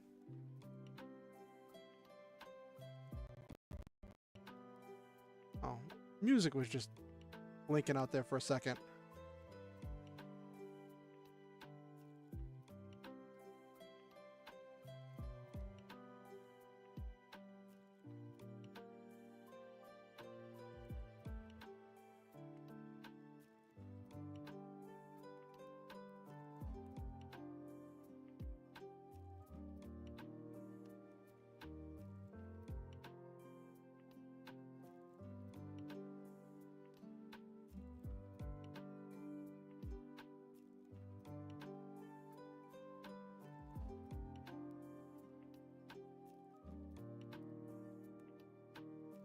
They got influence.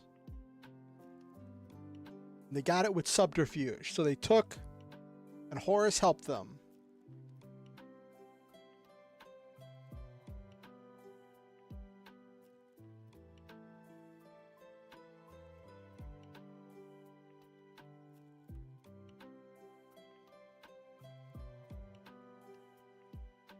Okay. They can operate out of. So the Helix Republic gained a new base.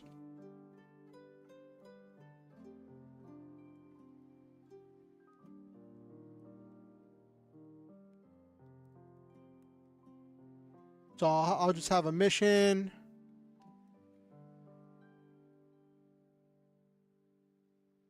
Okay.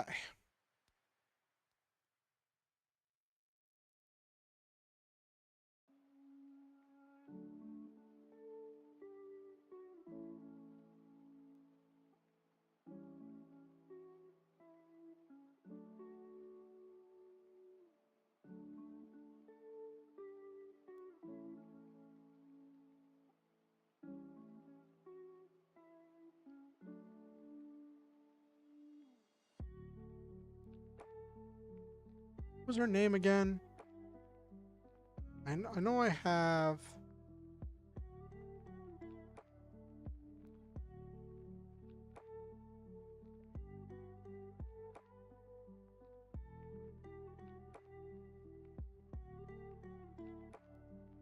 Camford.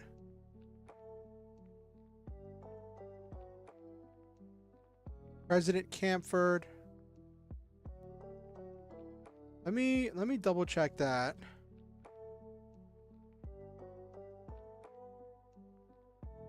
Louise Camford? Yeah. Louise Camford. I'll have to write story for her. Oh, she took the name Louise after she left the Zenebis Empire.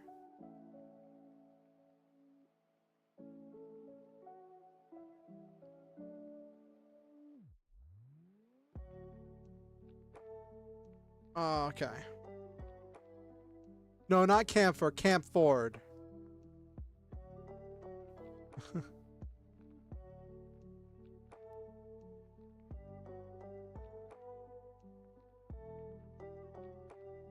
Oh, Luis Elena. Okay, so she went by.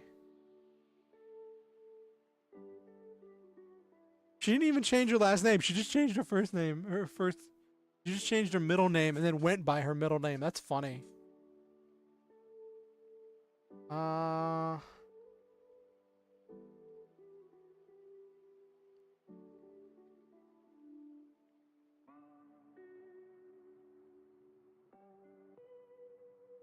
Okay. I have to make a note of that the President of the Republic.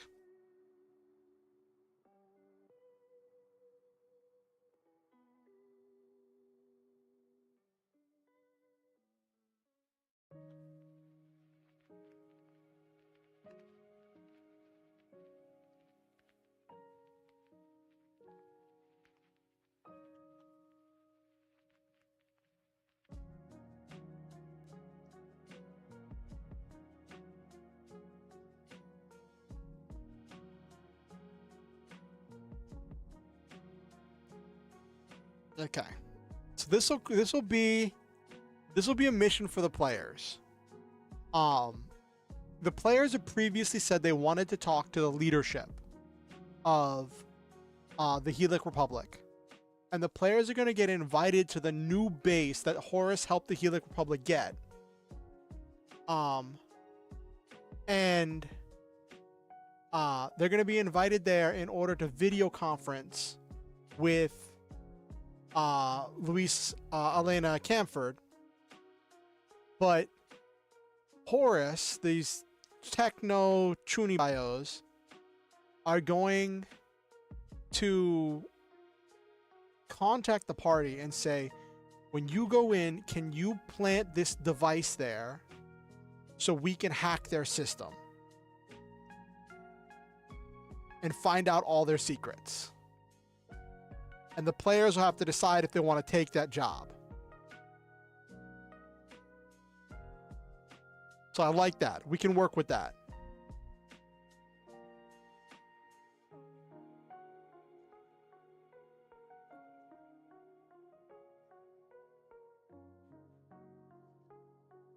Let's see. House of Stone's working on a subterfuge asset. They spent a lot of resources to complete it.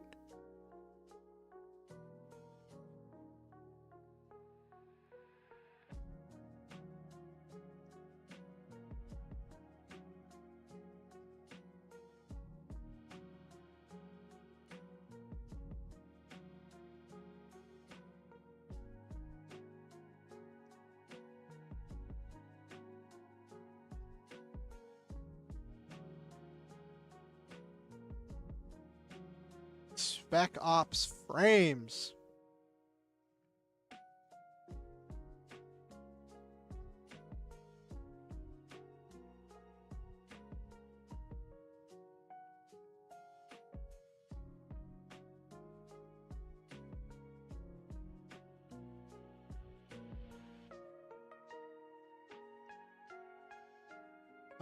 Ooh, okay.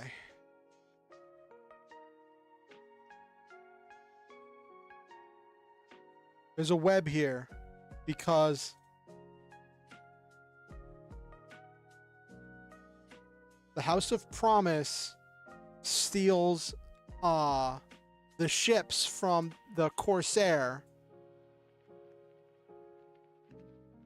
From the Corsairs.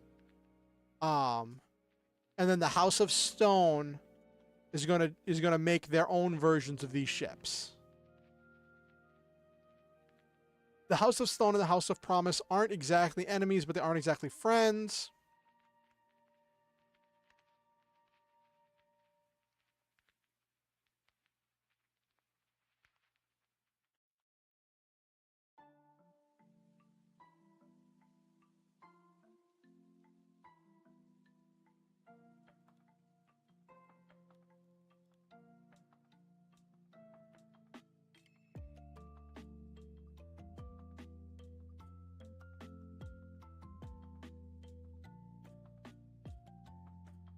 Okay, haven't even completed it yet. Okay.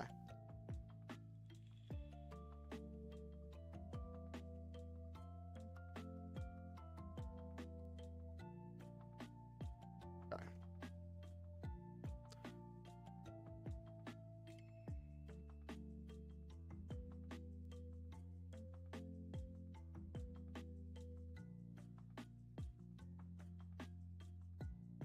So now I have to come up with some kind of a might asset.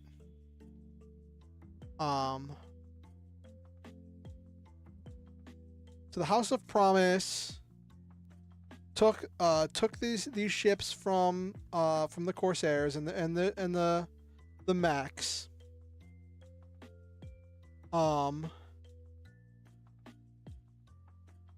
Now I just need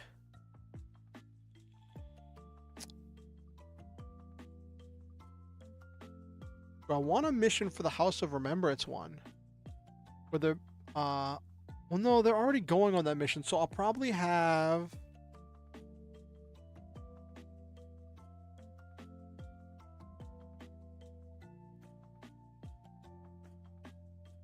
new ship to support him.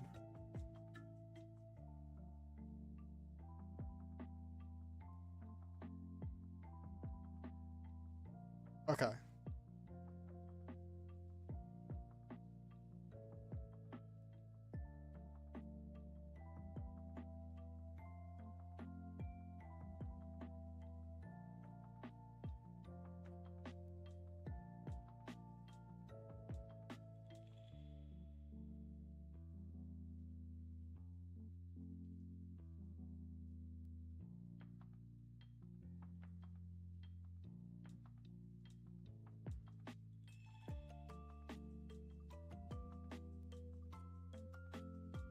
Alright. I just saw a mouse. A rat or whatever.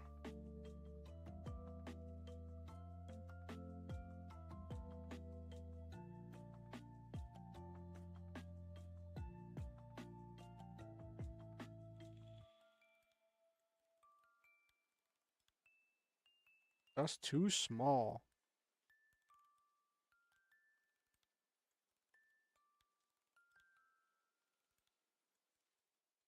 Okay.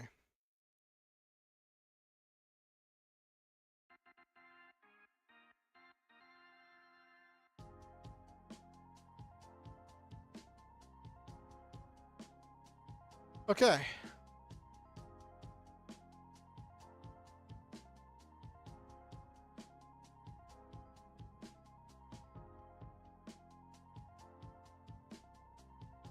So this one I want to flesh out.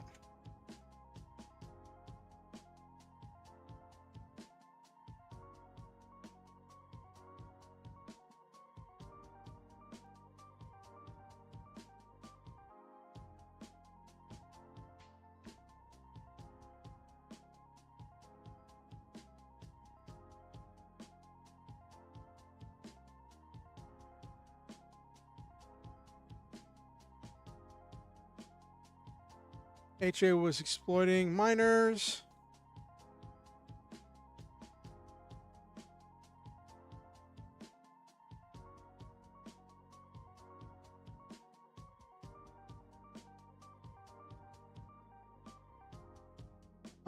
It sees the might asset. Okay. So let's say it occupied a town.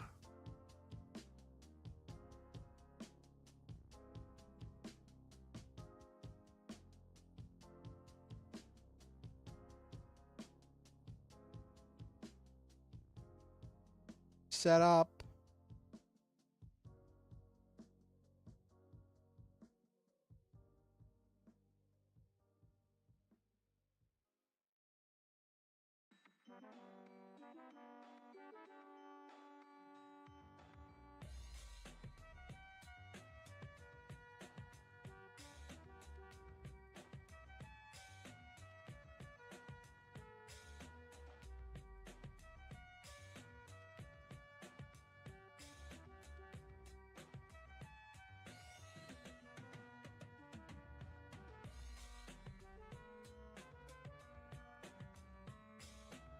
Albatross came to help.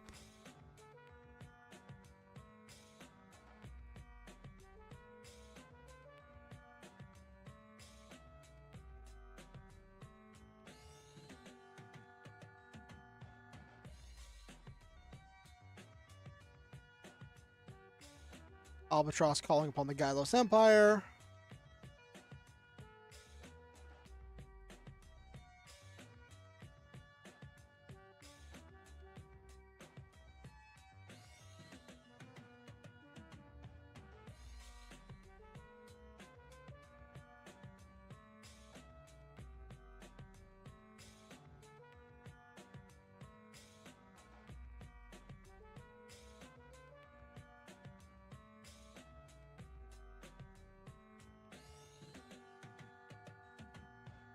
For the combined might of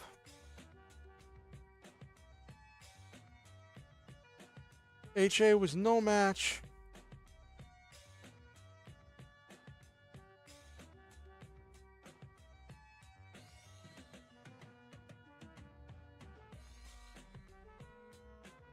Mechanical beasts.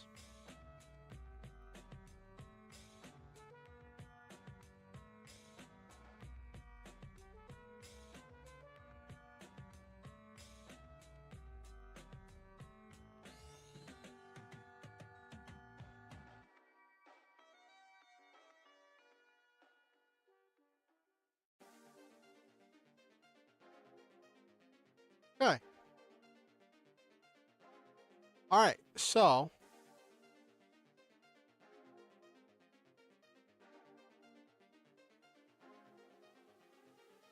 now that I have this done,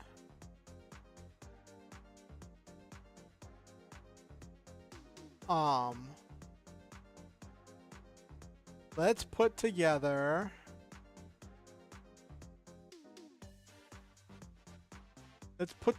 like the missions that we have.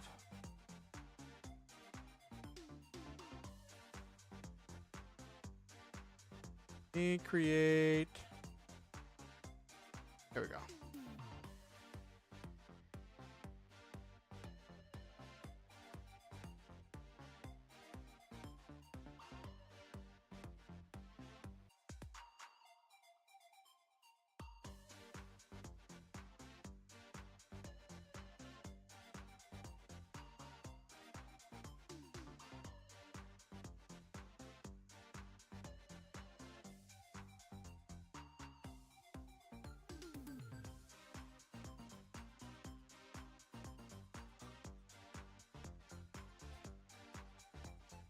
So there's that.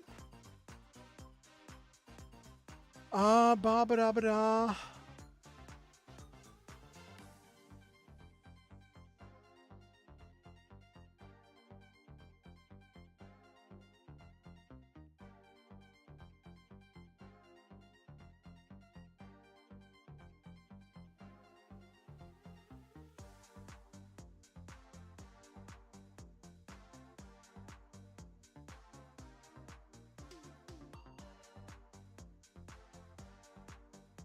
Okay, so we've got that SSC, IPSN.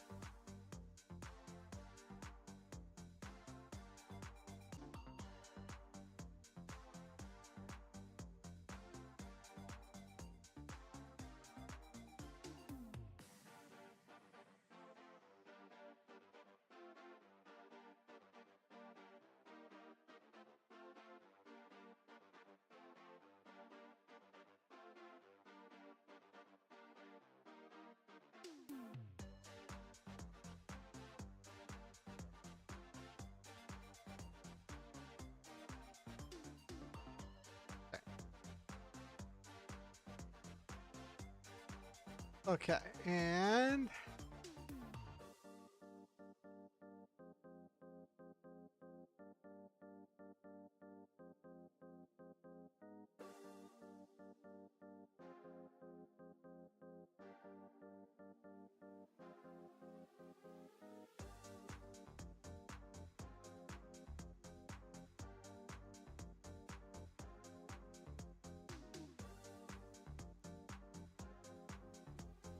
Helic.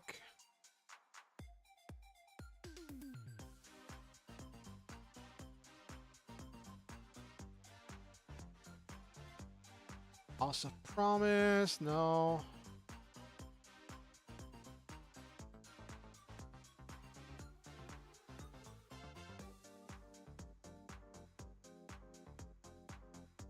Okay, all right.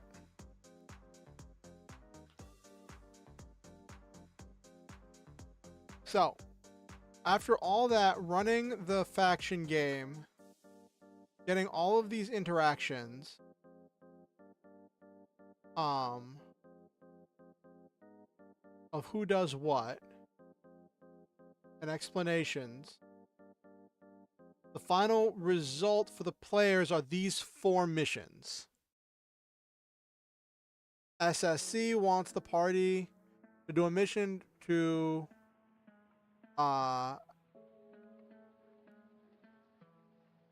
they were trying to, what was SSC trying to do? Hold on.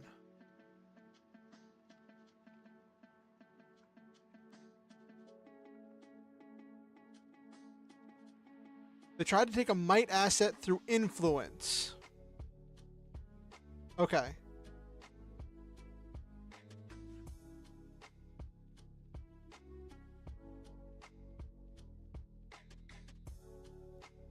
Okay, so let's...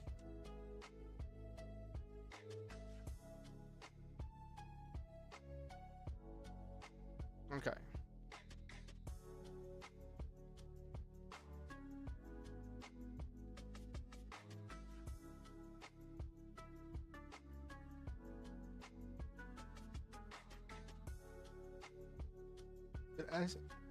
SHA.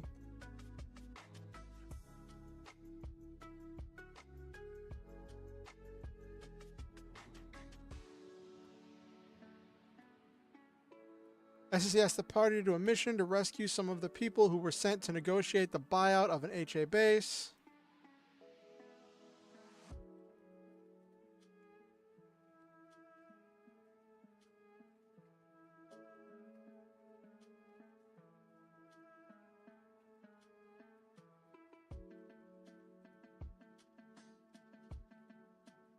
Yoshi.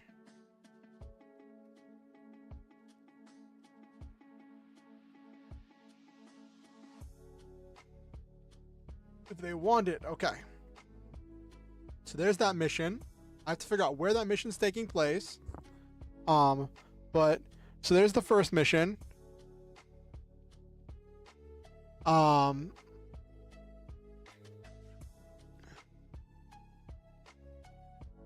Then there's IPSN wants to get...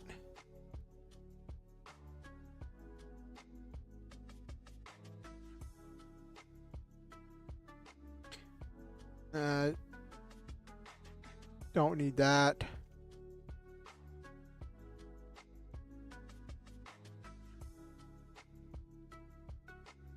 Ask the party to do a mission.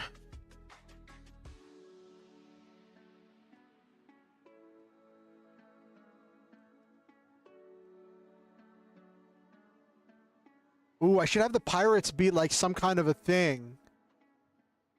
Or I could just have them be regular pirates.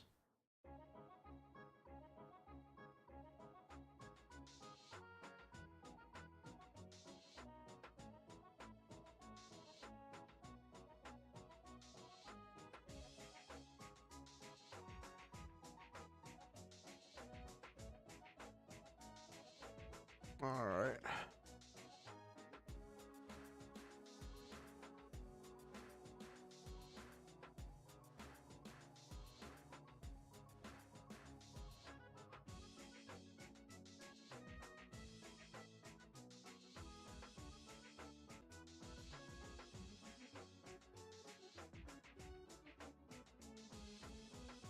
So we're saying we're gonna say that the pirates have been retreating to an asteroid field whenever they've been chased. It's kind of cliche, but it can work.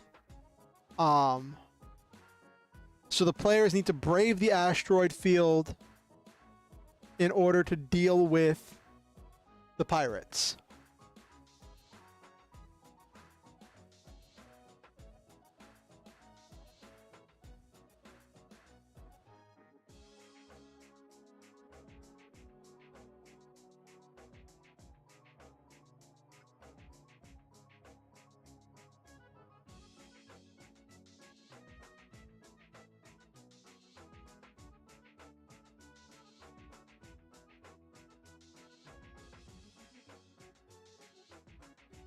Drive them out. Okay.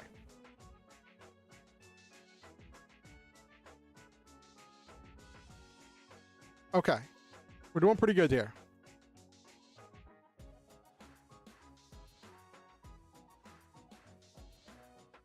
Anti-HA rebels. Actually...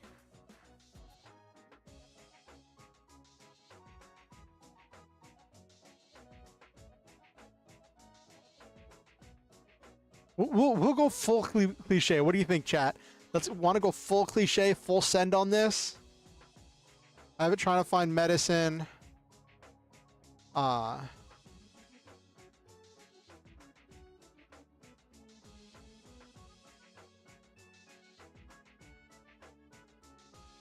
Brave the asteroid field, find the pirates' base, and drive them out. Okay, hold on. I have an idea.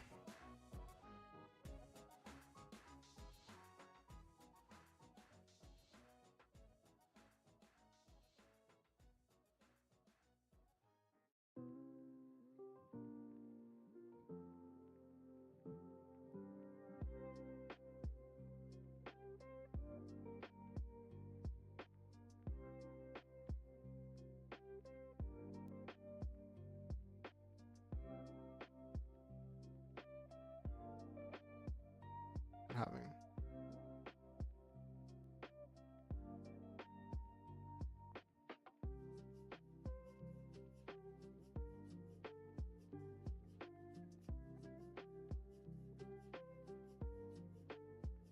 somewhere inside an asteroid field.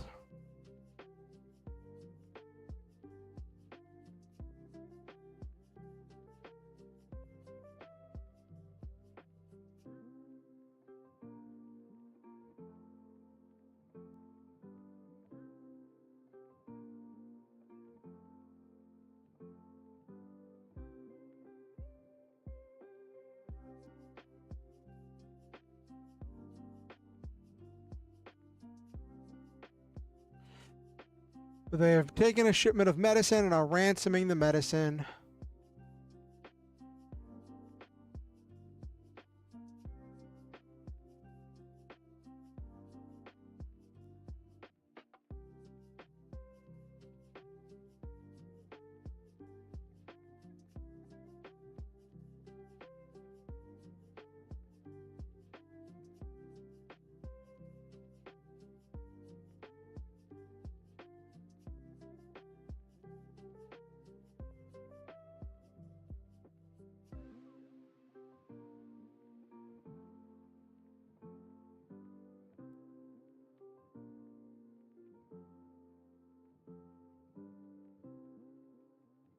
Mm.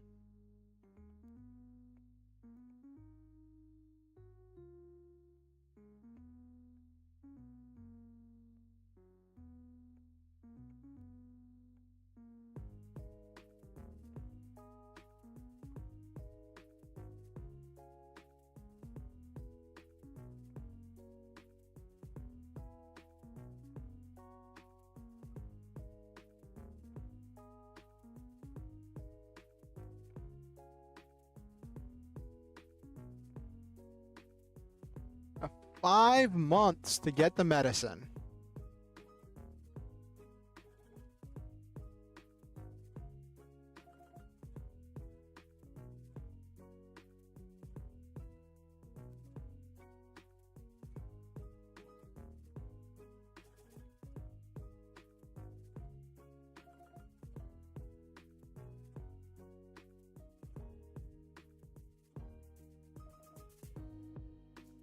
What is the planet on DS5?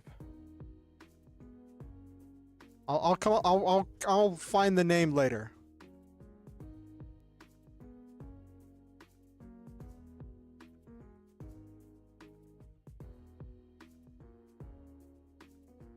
Okay.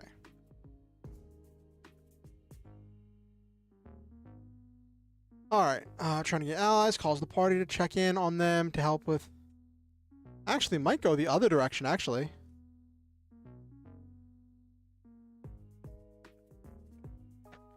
Create a little bit of conflict where the players have to decide, do they go left or do they go right? They want to go right, to go, to start heading towards their, towards the land that they want to get. But this is one mission that they could take going left. Going into the HA section.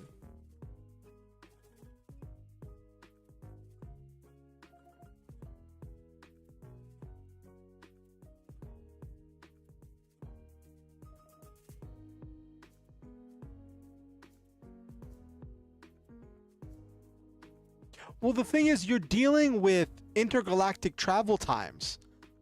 The only faster than light travel in the Lancer universe is from one blink gate to another. Besides the blink gates, it takes months to get places even at full speed. And the thing is, because of interspatial time dilation, like for the players, it's gonna feel like 3 weeks, but it's really gonna take them 3 months to get there. So it's one of the things with travel in the Lancer universe. So like knowing they have 5 months till the medicine goes bad, and they're so that gives them, so considering it'll be a 3-month travel time, it'll take them 2 months to get that gives them 2 months to figure out how they're going to save them. Which isn't bad. That gives them time to complete a couple other missions. It doesn't make it an immediate thing. I don't want things to be an actual immediate thing. Actually, I'm going to make this DS5. Because...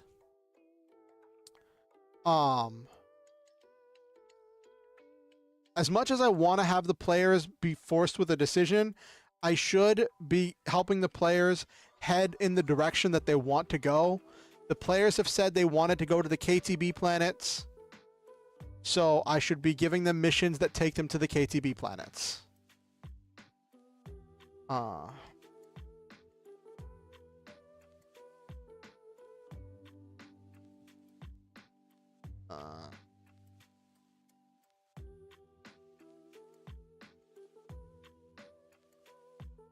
that plan. Okay.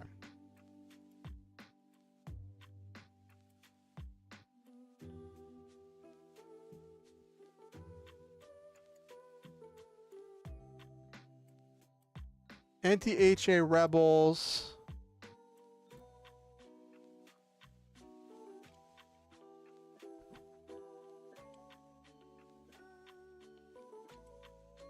This one I might have to... I'll probably put this one on New Madrasa.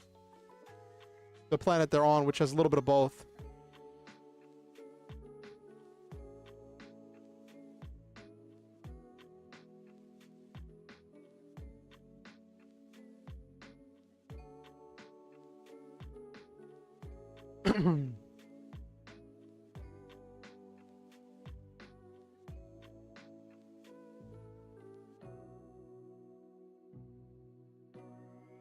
What did I say they're working on? The anti-HA rebels. Some kind of seat of power, making a new military asset, whatever it is, to give them a major advantage in coming conflicts. So they're going to be asking...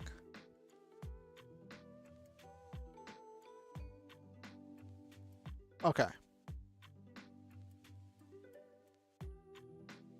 Anti-Harrison Army rebels are looking for people to help them with missions to steal some goods from HA.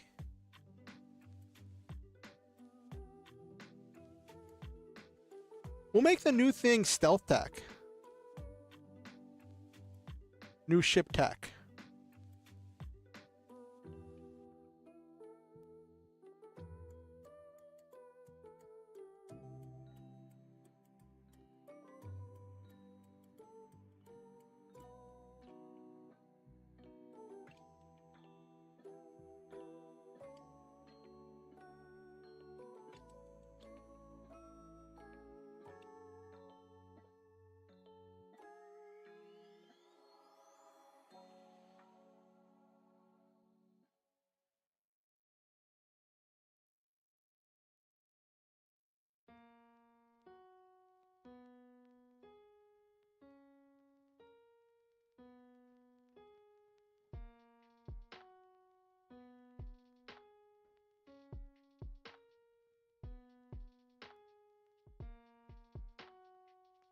Actually, this can hook into something because I had HA. What did I have HA doing? I had HA. Oh, HA sees that House of Stone is working on the covert ships. Ooh. They could be biting the hand that feeds them.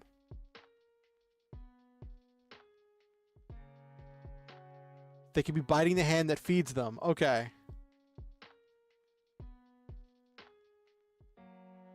This could be really good. Hold on.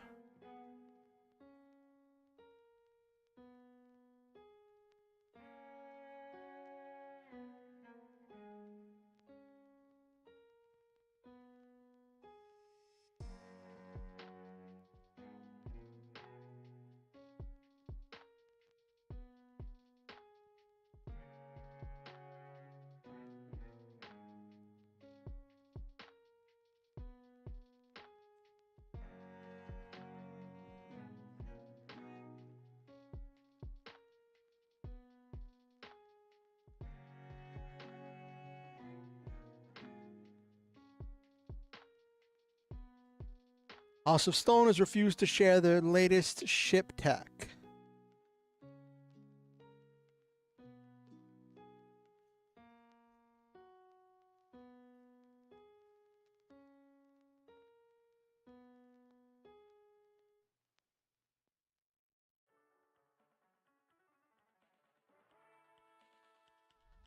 Ooh. So the rebels, instead of raiding HA, they're infighting. They're attacking the hand that feeds them because the House of Stone is refusing to share this tech that they know that the House of Stone has, and they want the party to steal it.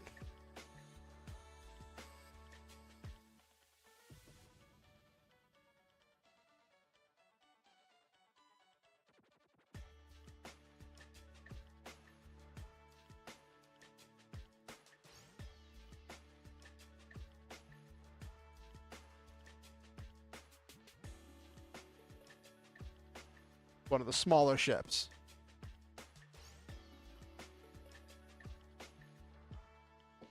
Okay. So we fleshed out... Wow, it's almost 11 o'clock already.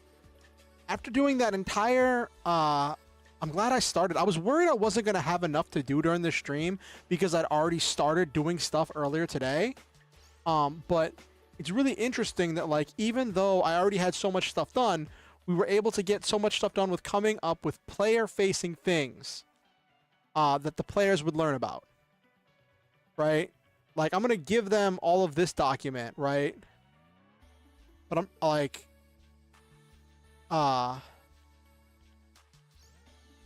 the thing is gonna be the missions that the players are gonna find out about is these 4.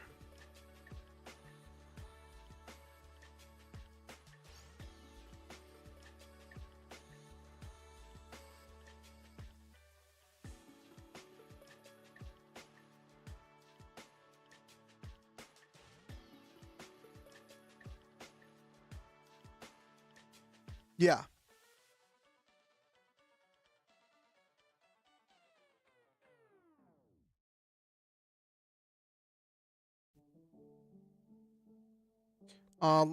It has been fun fleshing out all this stuff. I hope it's been coherent for you, Nabiru, and anyone else in the chat. I know that I've been going off on some tangents and fleshing out stuff. Why is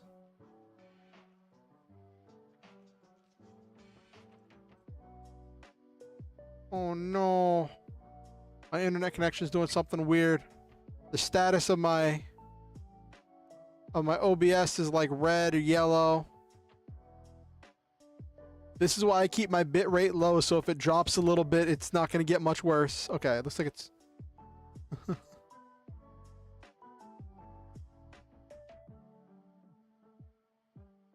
Alright, so let's flesh some of this out.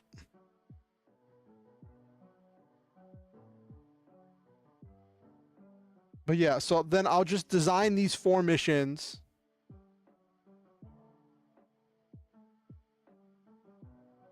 For the players.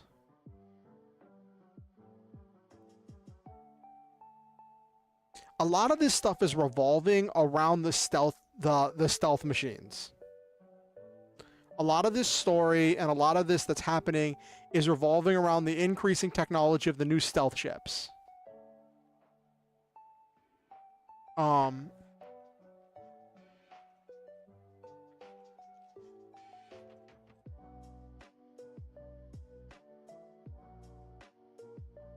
Okay.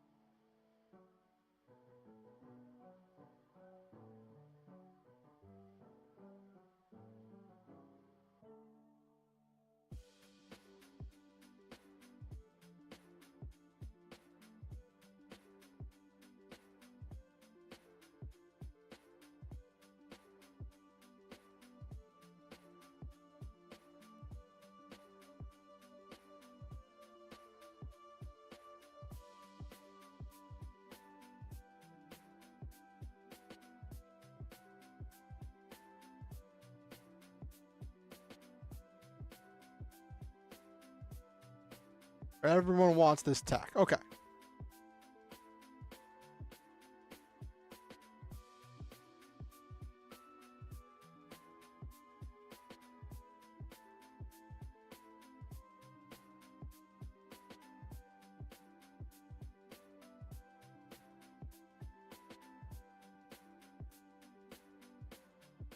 They're halfway through rolling out their next fleet of stealth ships.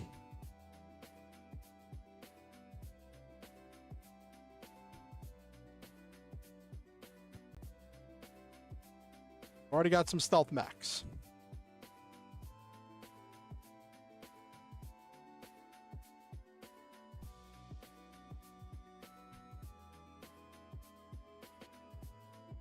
Okay.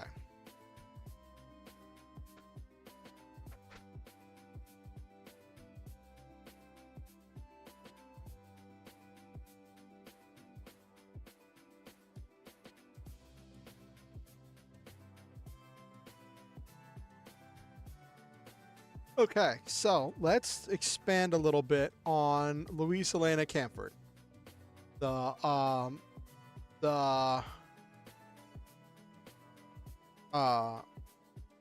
president of the Helic Republic.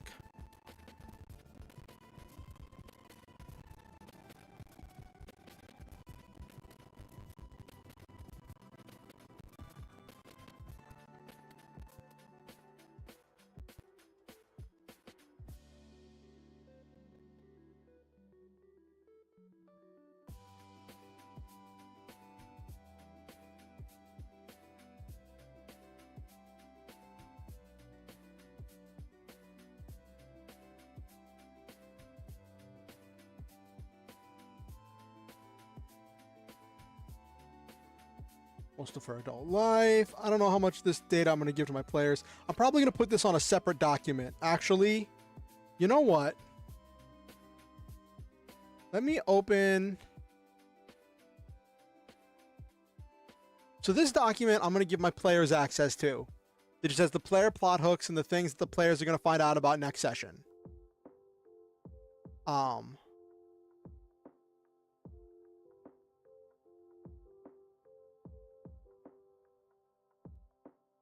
And I want to do this after each mission every time the players have a downtime. Gonna do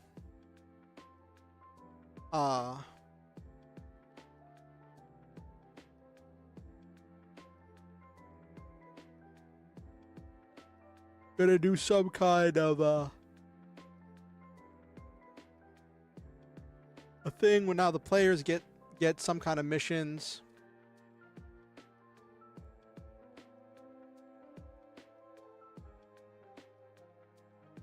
Okay.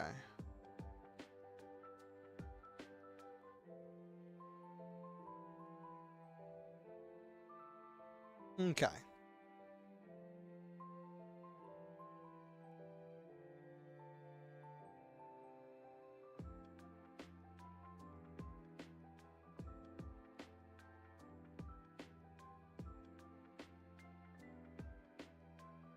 Let me open another Google Doc. All right, we are at 11 o'clock. Now's normally when I would stop, but we were running a little bit late here, so I'm gonna just do another like 10-15 minutes of ideas, getting those down. All right, here we go. Cool.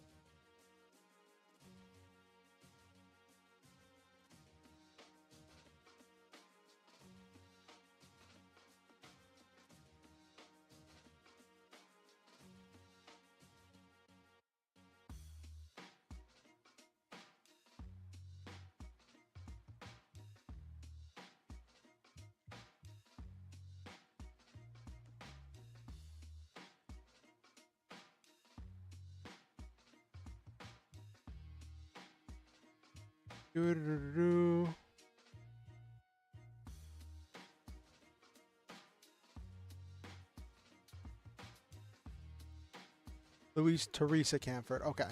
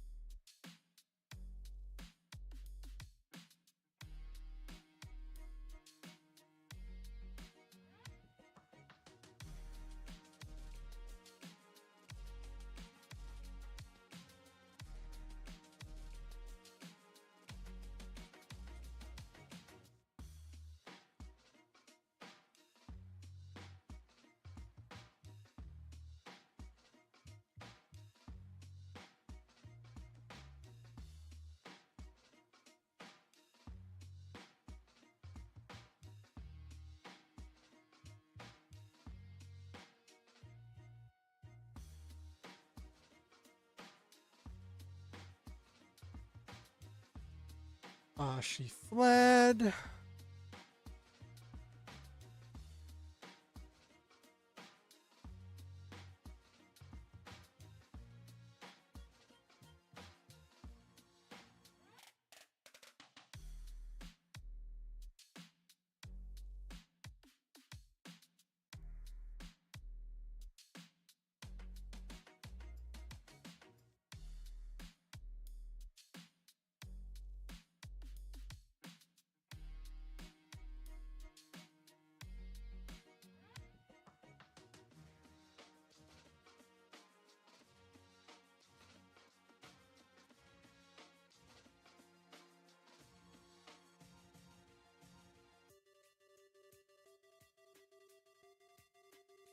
All right.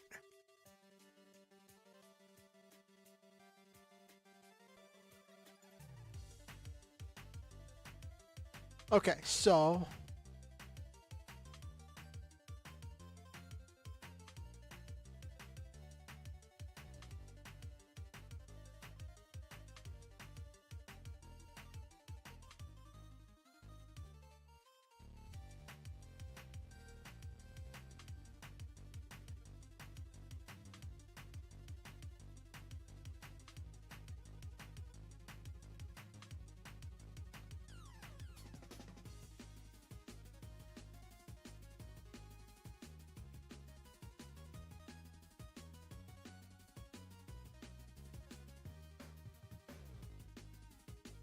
okay, so we got that situated.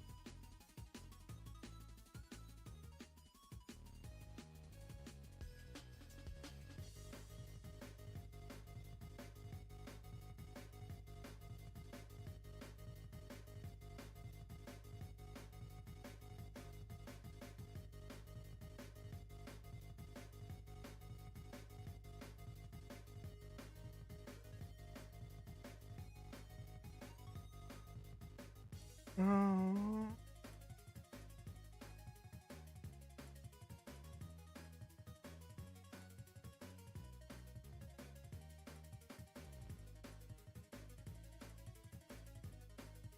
oh,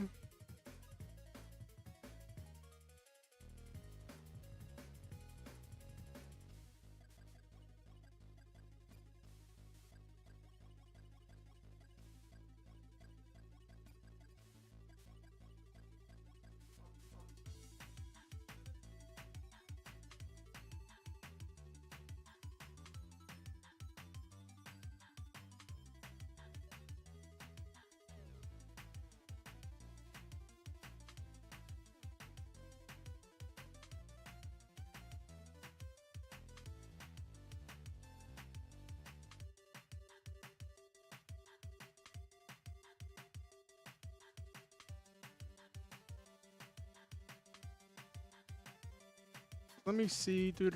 Pros in.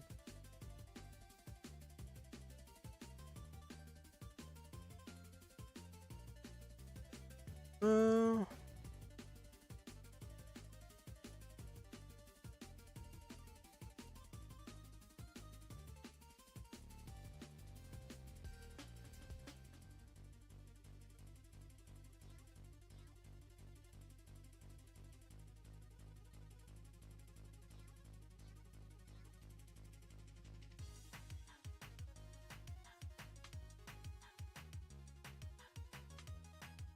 mm,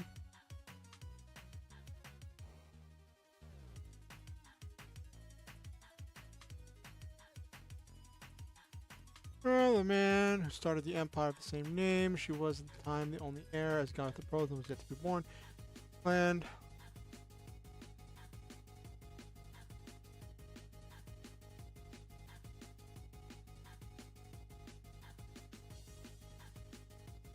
Stormer. Oh, it's from the battle story. Okay. What did he pilot? Oh, the Gilvader.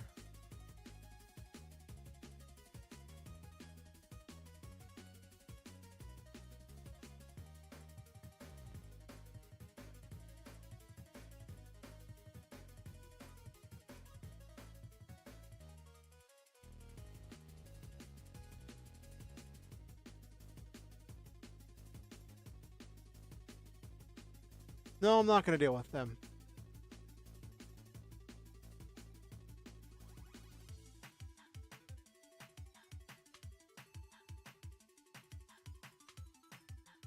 So father, so they had different mother.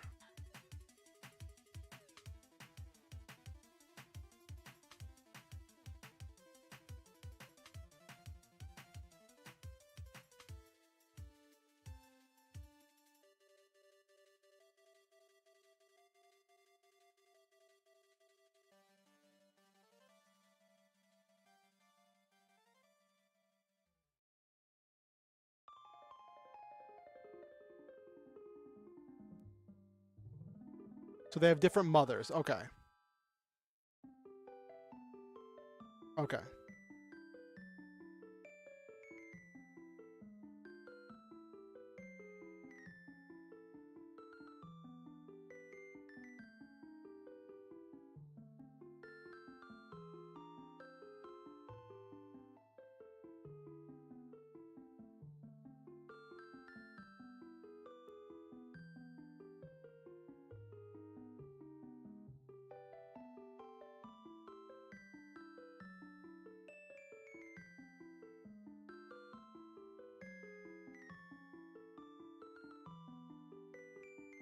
Okay.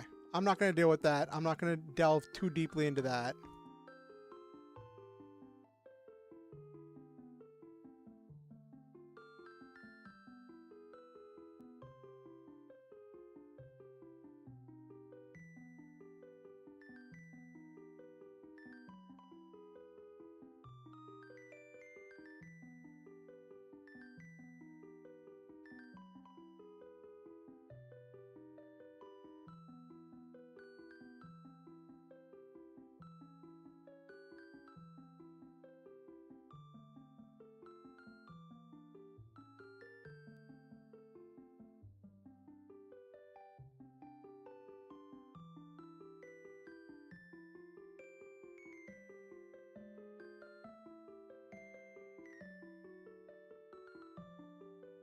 Hmm.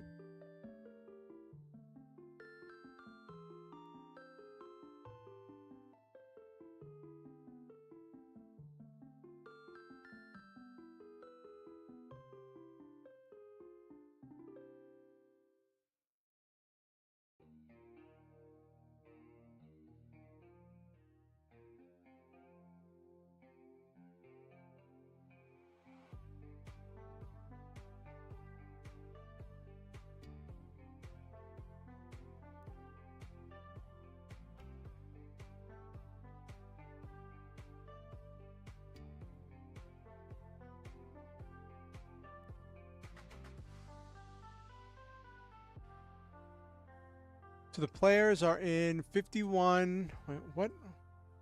I also worked on making a calendar for my game. Let me. Boop, boop.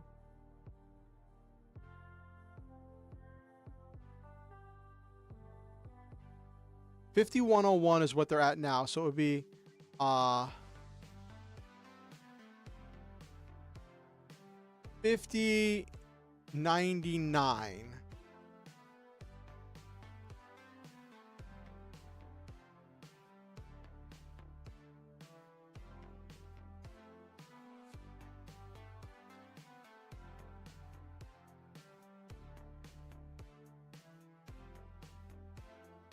Okay. 50.99 U. Okay. Blah, blah, blah, blah.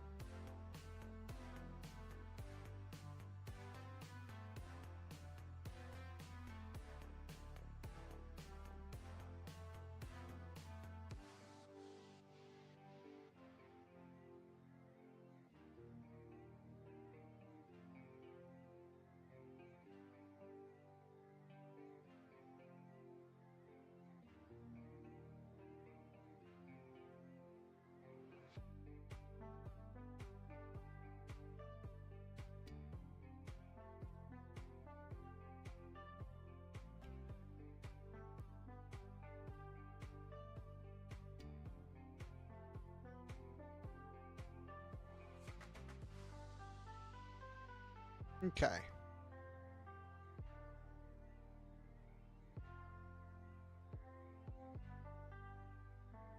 Okay.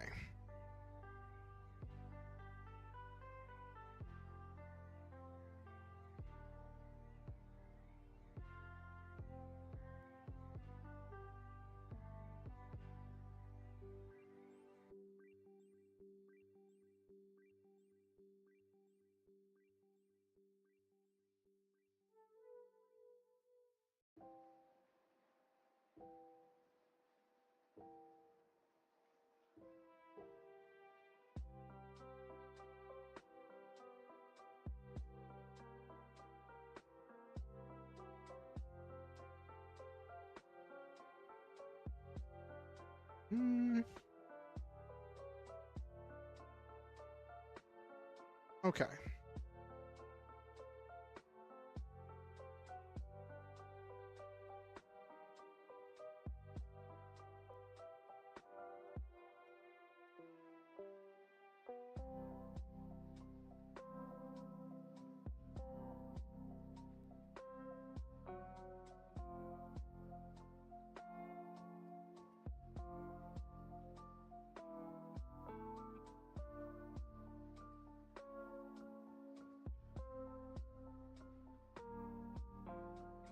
Recently elected as president in her first term.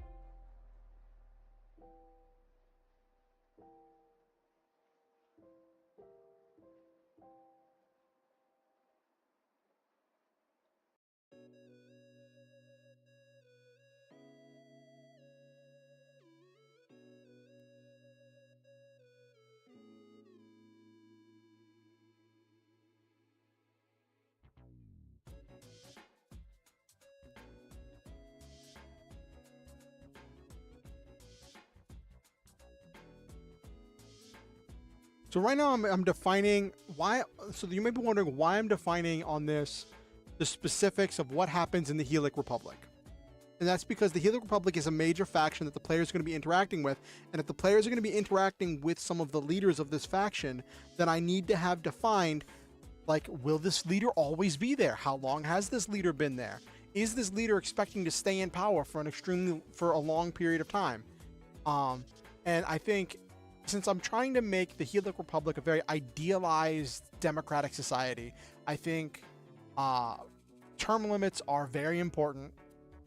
But I think in a spatial society where you lose so much time traveling from one planet to another. Now, Z has been a single planet society, but now they're trying to stretch into a spatial society.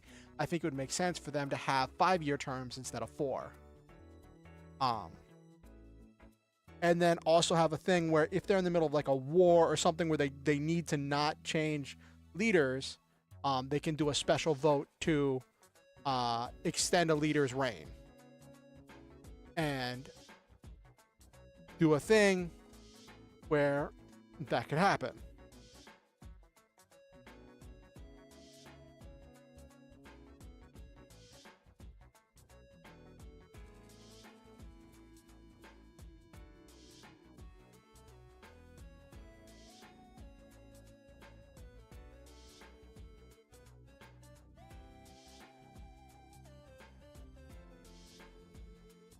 Yes. Don't worry, we're almost done. It disconnects for literally a second. That's so funny.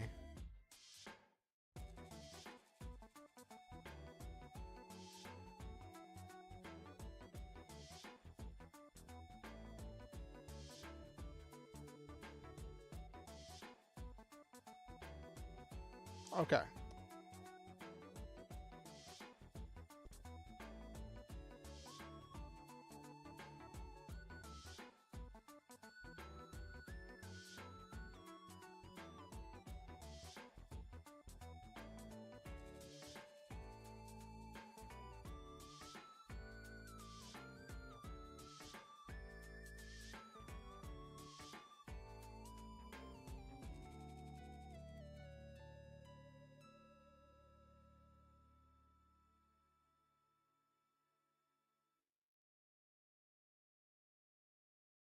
He wants peace, but is unwilling to allow the guileless empire to continue abusing people.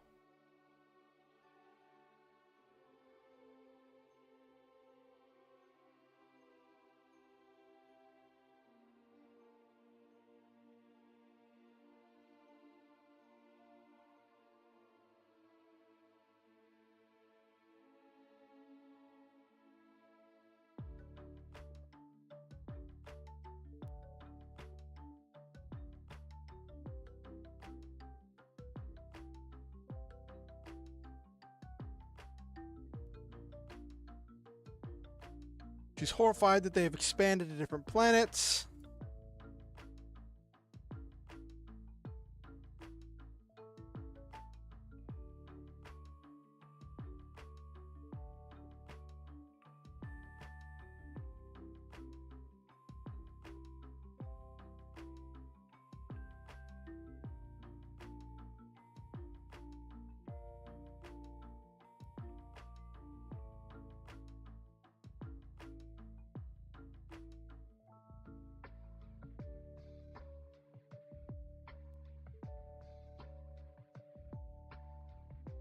Honest violence.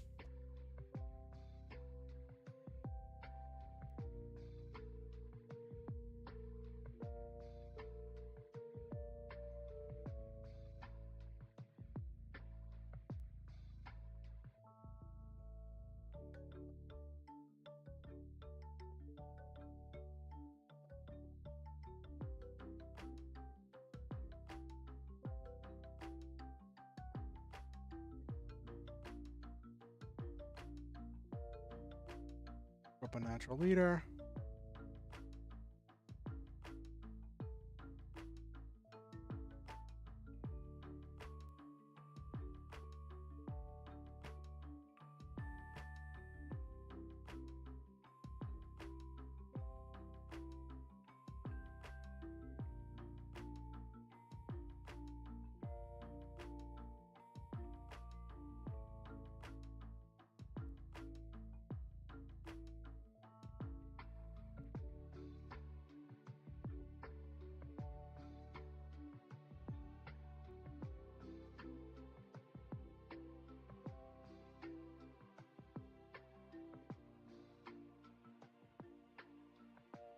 Mm.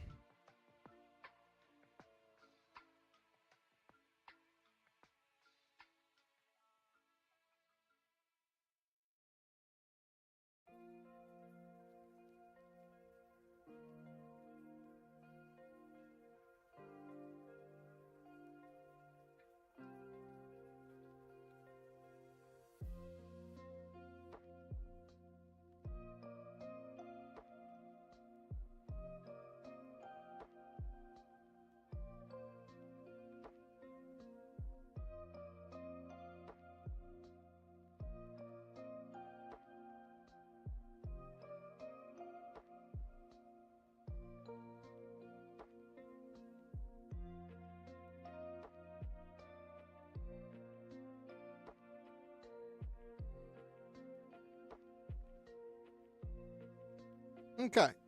All right. Oh wow, I meant to go to 11:15 and I ended up going to 11:23. But we got a lot of notes down. Let me label this.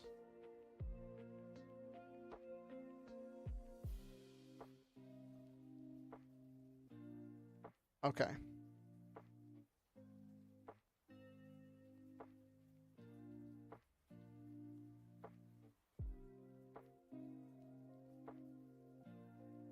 All right.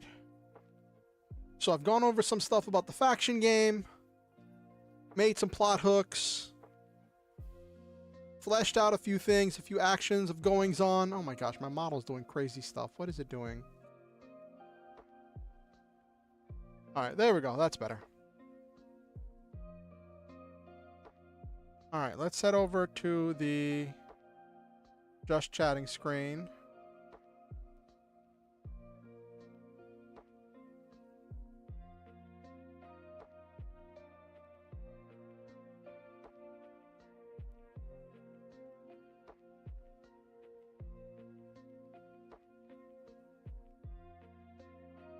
All right, that was fun. Explored a lot of stuff, talked about a lot of story time, a lot of storytelling. Had quite the time. Is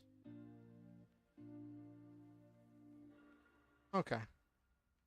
So, what's everybody else's plans for this week? I have a therapist appointment at some point this week. I need to pick up my medication. What else am I doing this week? Gotta work on a bunch of stuff. after stream tonight, I'm gonna be. I think I'm gonna be spending time with my roommate. I don't know. I haven't seen him around all day. Like, he told me that Monday was one of his days off, and so I was expecting to see him and like be playing. I guess we're gonna be playing some Yu-Gi-Oh or something. But I haven't seen him all day, so I don't know. Maybe he'll be home. Maybe he won't. Oh,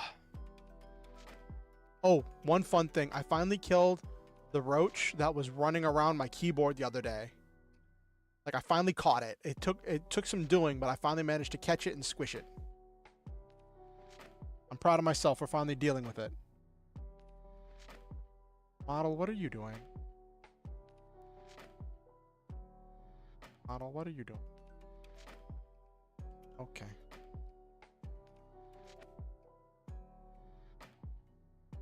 Manga and anime is always also waiting for your next TTRPG session. Yeah, didn't you make a post? Something about like you like playing the full defense character holding everybody at the door while your teammates focused on one enemy in an enclosed space? Yeah, I saw that meme you posted, Nabiru, on Hattie's Discord. You played the door trick, where you place yourself in the door and nobody can get past you.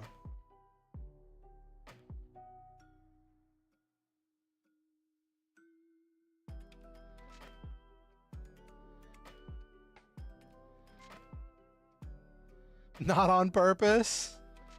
But that's a thing that a lot of fighters and paladins, I don't know if it's how well it works in Pathfinder 2e or in Pathfinder in general, but I know in 5th edition that's a common thing. 20 feet per move limit. Oh. See, you just weren't as fast as everybody else. You were just at the door dealing with all the other enemies, while they were focusing on the one, hopefully it was the boss.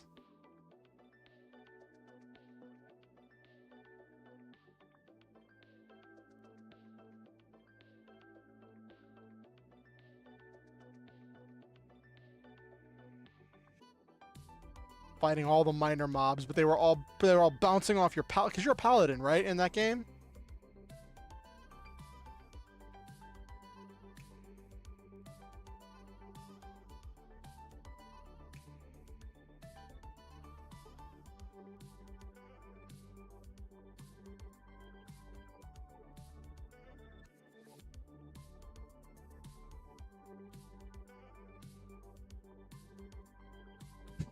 Oh no. They just kept jumping the boss, jumping the boss.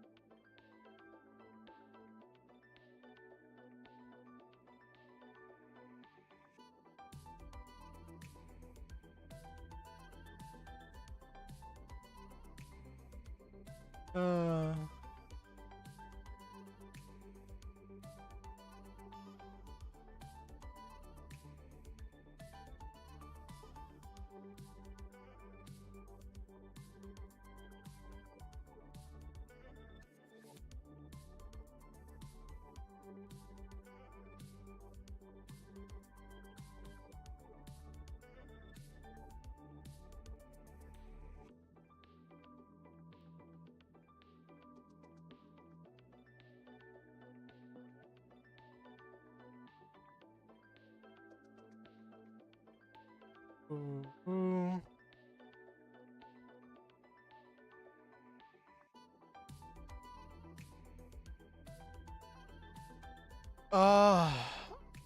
It's smart. If it's prone or grappled, it can't properly fight back. I kept rolling great on saving throws and defense, but yeah, I couldn't really hit. I kept missing. Oh no.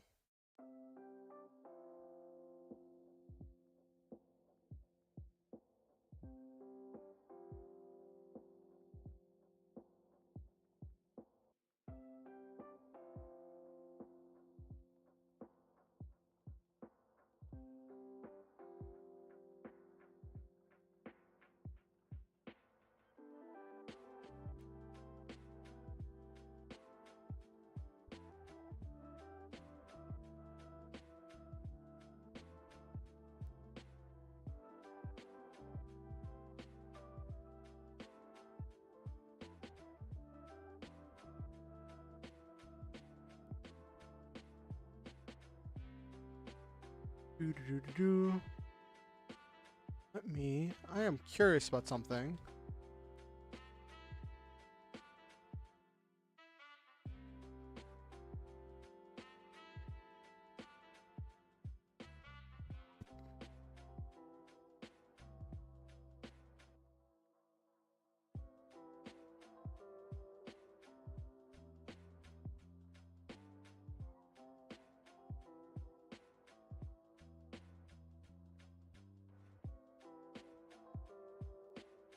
All right, so it's 11:31. Let's wind down for the night. I just got distracted again.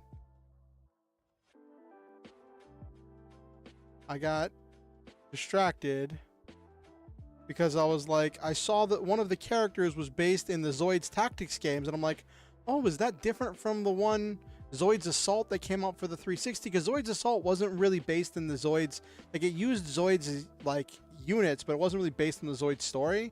But apparently the Zoid Tactics game was based on the Zoid story, but it's wholly in Japanese and it never got released in English.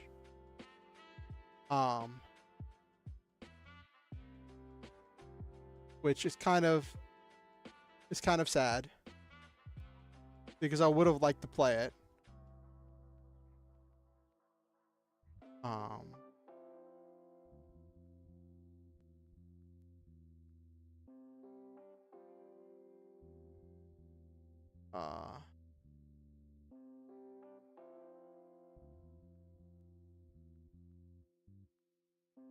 Oh well, I'm getting distracted. Let's do the outro.